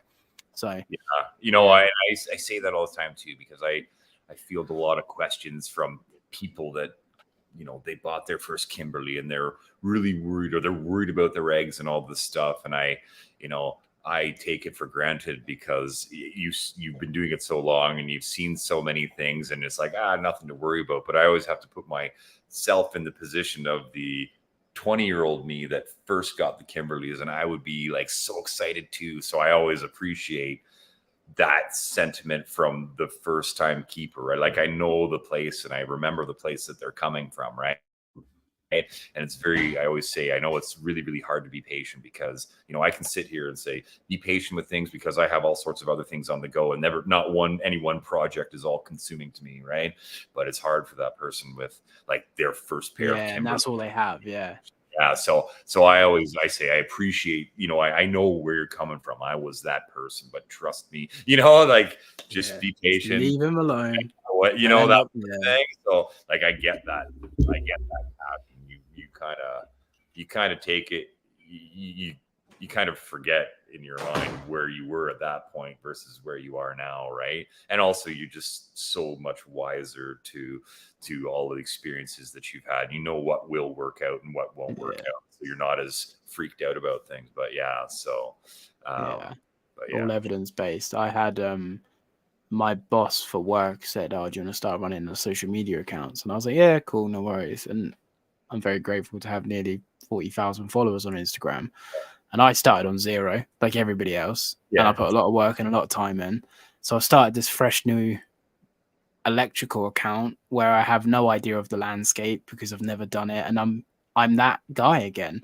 And I post a video, and I'm used to my videos getting, I don't know, 20 likes in the first minute or whatever the case is. Like this video gets 5 views, and I'm like, I remember now. And you kind of, again, you forget. Like for me, I've been on the train for so long that I forgot getting on the start of the journey. And it's nice to have those humbling moments. Not that I think I'm kind of like have an ego, but you do just become complacent and you forget what's around you. And you need those moments to just be like, oh yeah, this is hard, and people are trying to achieve where I'm at this current moment in my life. Yeah. So it's all good. That's good advice. Definitely. Yeah. And then the final question, which is the hardest question of all questions, and I change it every single time, but you're a father, so I'm going to direct it that way. What is the one piece of advice you would like to instill into your children? One piece of advice. Man. It's a hard one. It is a hard one. Or the best piece of advice you've ever been given was how the question started. Here's what I would say. I would always say, I would say to my kids, you know, if you always speak the truth about what you believe to be the truth or be true, right? You know, because especially in today's world, as we go around, you know, I say deep down inside you believe something, and don't let anybody tell you otherwise. Yeah. You know, be passionate about something, right? So that sort of thing, you know. Yeah. I don't yeah. That's such a tough question because there's so many tips Oh, and advice. 100%. Yeah. Different stages in their life that they need to hear, right? It's like, Yeah. and what I tell my daughters might be, you know, slightly different for a son if I had them, but you know, it's like, so it's tough. What you need to do is take advice from Paul's male Gilleneye, and Yeah. everything will be fine. Yeah. Yeah, it's my hard. dad's advice would have been always throw the first punch. Literally the same, or something like my dad's advice was get a real job, and here I am. You know what? I had this conversation with my father years ago too. I remember this. I was like in university and I was breeding reptiles and I was selling them, and I was like, yeah, you can make this into a business. And my dad's sentiment was like, get a real job, right? It's not a real job. And I remember I was confident enough to say to my dad at that point, it was like, listen, you only think something's a real job because maybe it's miserable to go into, but you make a paycheck, right? Now you don't consider something that I love doing that actually makes some money a job, right? But then I would say, well, if I was playing a professional sport, like in Canada, hockey's big, right? If I was a professional hockey player, would you consider that a real job? You know what I mean? Because he loves hockey. Where's right? the line? Yeah. Yeah, you know, it's like, where's the line? So yeah, that's definitely fatherly tunnel vision. Get a real job, right? That's the advice I was getting. I've been a Sparky now for 14 years. So Yeah. that's Yeah, right, Dad. I'm going to be a herpetologist. I'm going to work with reptiles and amphibians. Yeah. Oh no, you're not. What are you thinking, boy? Yeah, you don't know what you want. Yeah, exactly. There is one pro. I'm learning more about like power density and the science behind reptile lighting. Because I'm really passionate about the lighting side. And because I'm an electrician, I kind of get it just off the bat, which is kind of nice. And also wiring up plugs and playing around, tinkering kind of helps, having tools. I'll never tell him this, but maybe one part of him was slightly right, maybe. But he's not going to watch this, so I know I'm safe. My dad might actually be watching this right now. You can look at me now, Dad. I can't say that yet because I'm still crazy. Yeah. I'm still trying to get up to the mountain. Yeah. Yeah. Well, he doesn't criticize me anymore. That's for sure. He was always supportive. I'm joking when I say that, but he did. You need to get a real job, right? Obviously, right? But he was more worried that I had a backup plan. That was, I think, his sentiment, right? Like, you know, I'm glad that you can make money off of reptiles, but you never know how much longevity there is in that, right? And that was his message more so than anything. When he said get a real job, he really meant get a backup plan. You know, make sure that you know you have the backup. See, and which is 100% true. My dad didn't. My dad meant you're an idiot. What are you doing liking these weird animals? Get a real job or you're never going to succeed. Now I'm slowly making something of myself on the social front. He's like, oh, okay, yeah, it's not too bad. Yeah, he doesn't care at all now, but 15, 16, 17 years ago, this was it. He's like, I was like, oh, I'm going to work with reptiles. He's like, no, you're good at maths. Electricians make good money. Be an electrician. And I was like, but I'm better at science, Dad. He's like, be an electrician. Yeah. Well, that was, you know, every kid goes through that, right? With their, like every boy, I guess, goes through that with their dad, right? It's like when I was growing up, hockey's really big in Canada, obviously. And my brother and I, we were we were pretty good hockey players, and that was always the dream, that you would be able to play professional hockey in the NHL and all the stuff. So, but like when I was a kid, I was more interested in running out down to the creek, catching frogs, grasshoppers, wild men. Be like, hey, why don't you spend as much time practicing hockey as you do catching bugs or whatever, right? Like that was always what but it was just like I was passionate about the bugs, not the game, right? So it is what it is. I mean, everything has its place in your life, right? Like that push for hockey and that sport, even though you might not have loved it as much as catching bugs, it definitely helps build you into the person you are in the future, for sure, right? There's a lesson in everything as long as you're willing to learn it. Oh, 100%. Yeah. Yeah. If you look at everything cynically, which I used to do, you don't see anything. It's only when you take that step back and really look out and you go, okay, well, 85% of that was shit, but that 15% I can really take with me for the rest of my life. Absolutely. So, I think I think if everybody in society thought that way right now, we'd be in a much better spot. Yeah, for sure. If everybody considered the other person, the other side of someone's story or whatever, or considered without shutting everything down right away, it'd be way better off. But that's not people. No, you don't learn anything unless you're slightly open-minded, for sure. So yeah. Well, all right, we've got a couple of comments to say thank you. Thank you very much, Rick, for tuning in. Great conversation, gentlemen. Thank you. 3.5 hours of awesome conversation. Great chat, gentlemen. Thank you, Paul and Brandon. Thank you very much, Brandon, for spending the last 3.5 hours with me. I really, really, because I know how busy you are, I really appreciate your time. Hopefully you've enjoyed yourself on this whirlwind of a podcast that is my own. Anytime, buddy. Anytime. No, I appreciate it. I'd love to have you. A few people have asked about knobtails in the conversation, so we won't touch on them now. But hopefully, we'll have a round 2 and we can get more into like the geckos and bits. I quite like the fact that if the conversation just kind of goes everywhere, because sometimes I feel like it's like, all right, how do we breed tree monitors? How are you keeping tree monitors? I quite like sort of just conversation, and people can take little nuggets from it, and I find it just interesting talking to people. And I Fee was joking at the start, but I do fangirl over you a little bit.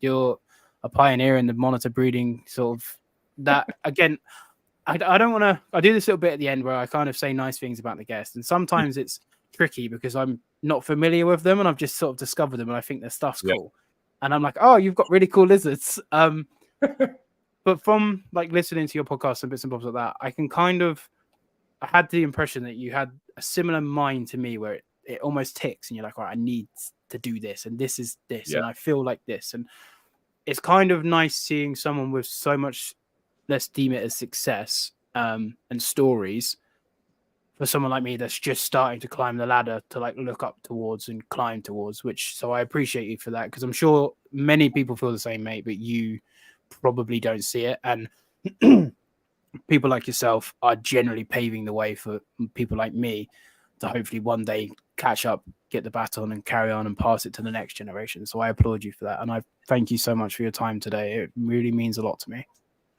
Thank you very much. You're very kind. We'll leave it at that because it always gets awkward. All right, everybody. Thank you so much for tuning in to this episode of the Capture Reps podcast. It will be live on the Spotify's probably tomorrow because it is currently 11:30 at night here and I can't be asked to do it tonight. So tune in for the next week's podcast and make sure you check out all of Brandon's links in the description. I'll put your Facebook, Instagram, and your website in the description. And just final shout out for people that no one here, but anyone who doesn't know you are, just where they can find you. Links are in the description, but a little plug of yourself. Yeah, no, Canadian Cold Blood, Facebook, Instagram. I have a antique website that you can visit, www.canadiancoldblood.com. Hopefully I'll revamp that soon. But in the description. yeah, anytime you want to, if you have a question or you want to reach out or whatever, just let me know. I'll do my best to respond with something intelligent for you.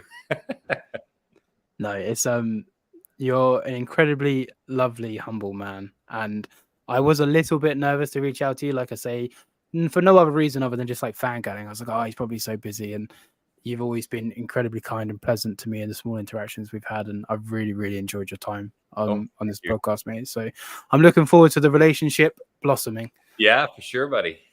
And then when we save up, we'll get those Pilbarensis. So hopefully Dan doesn't beat you to it. If Dan gets them, look at it goes. He's here. He loves it. He literally. I'm not gonna go into it too much here. I'll tell you off air. Right. Anyway, we're gonna go. Thank you everyone for tuning in. Please check out Brandon's stuff. Please leave a like and comment on the video. I love you all. I will catch you all next week. It is a pleasure. Over and out.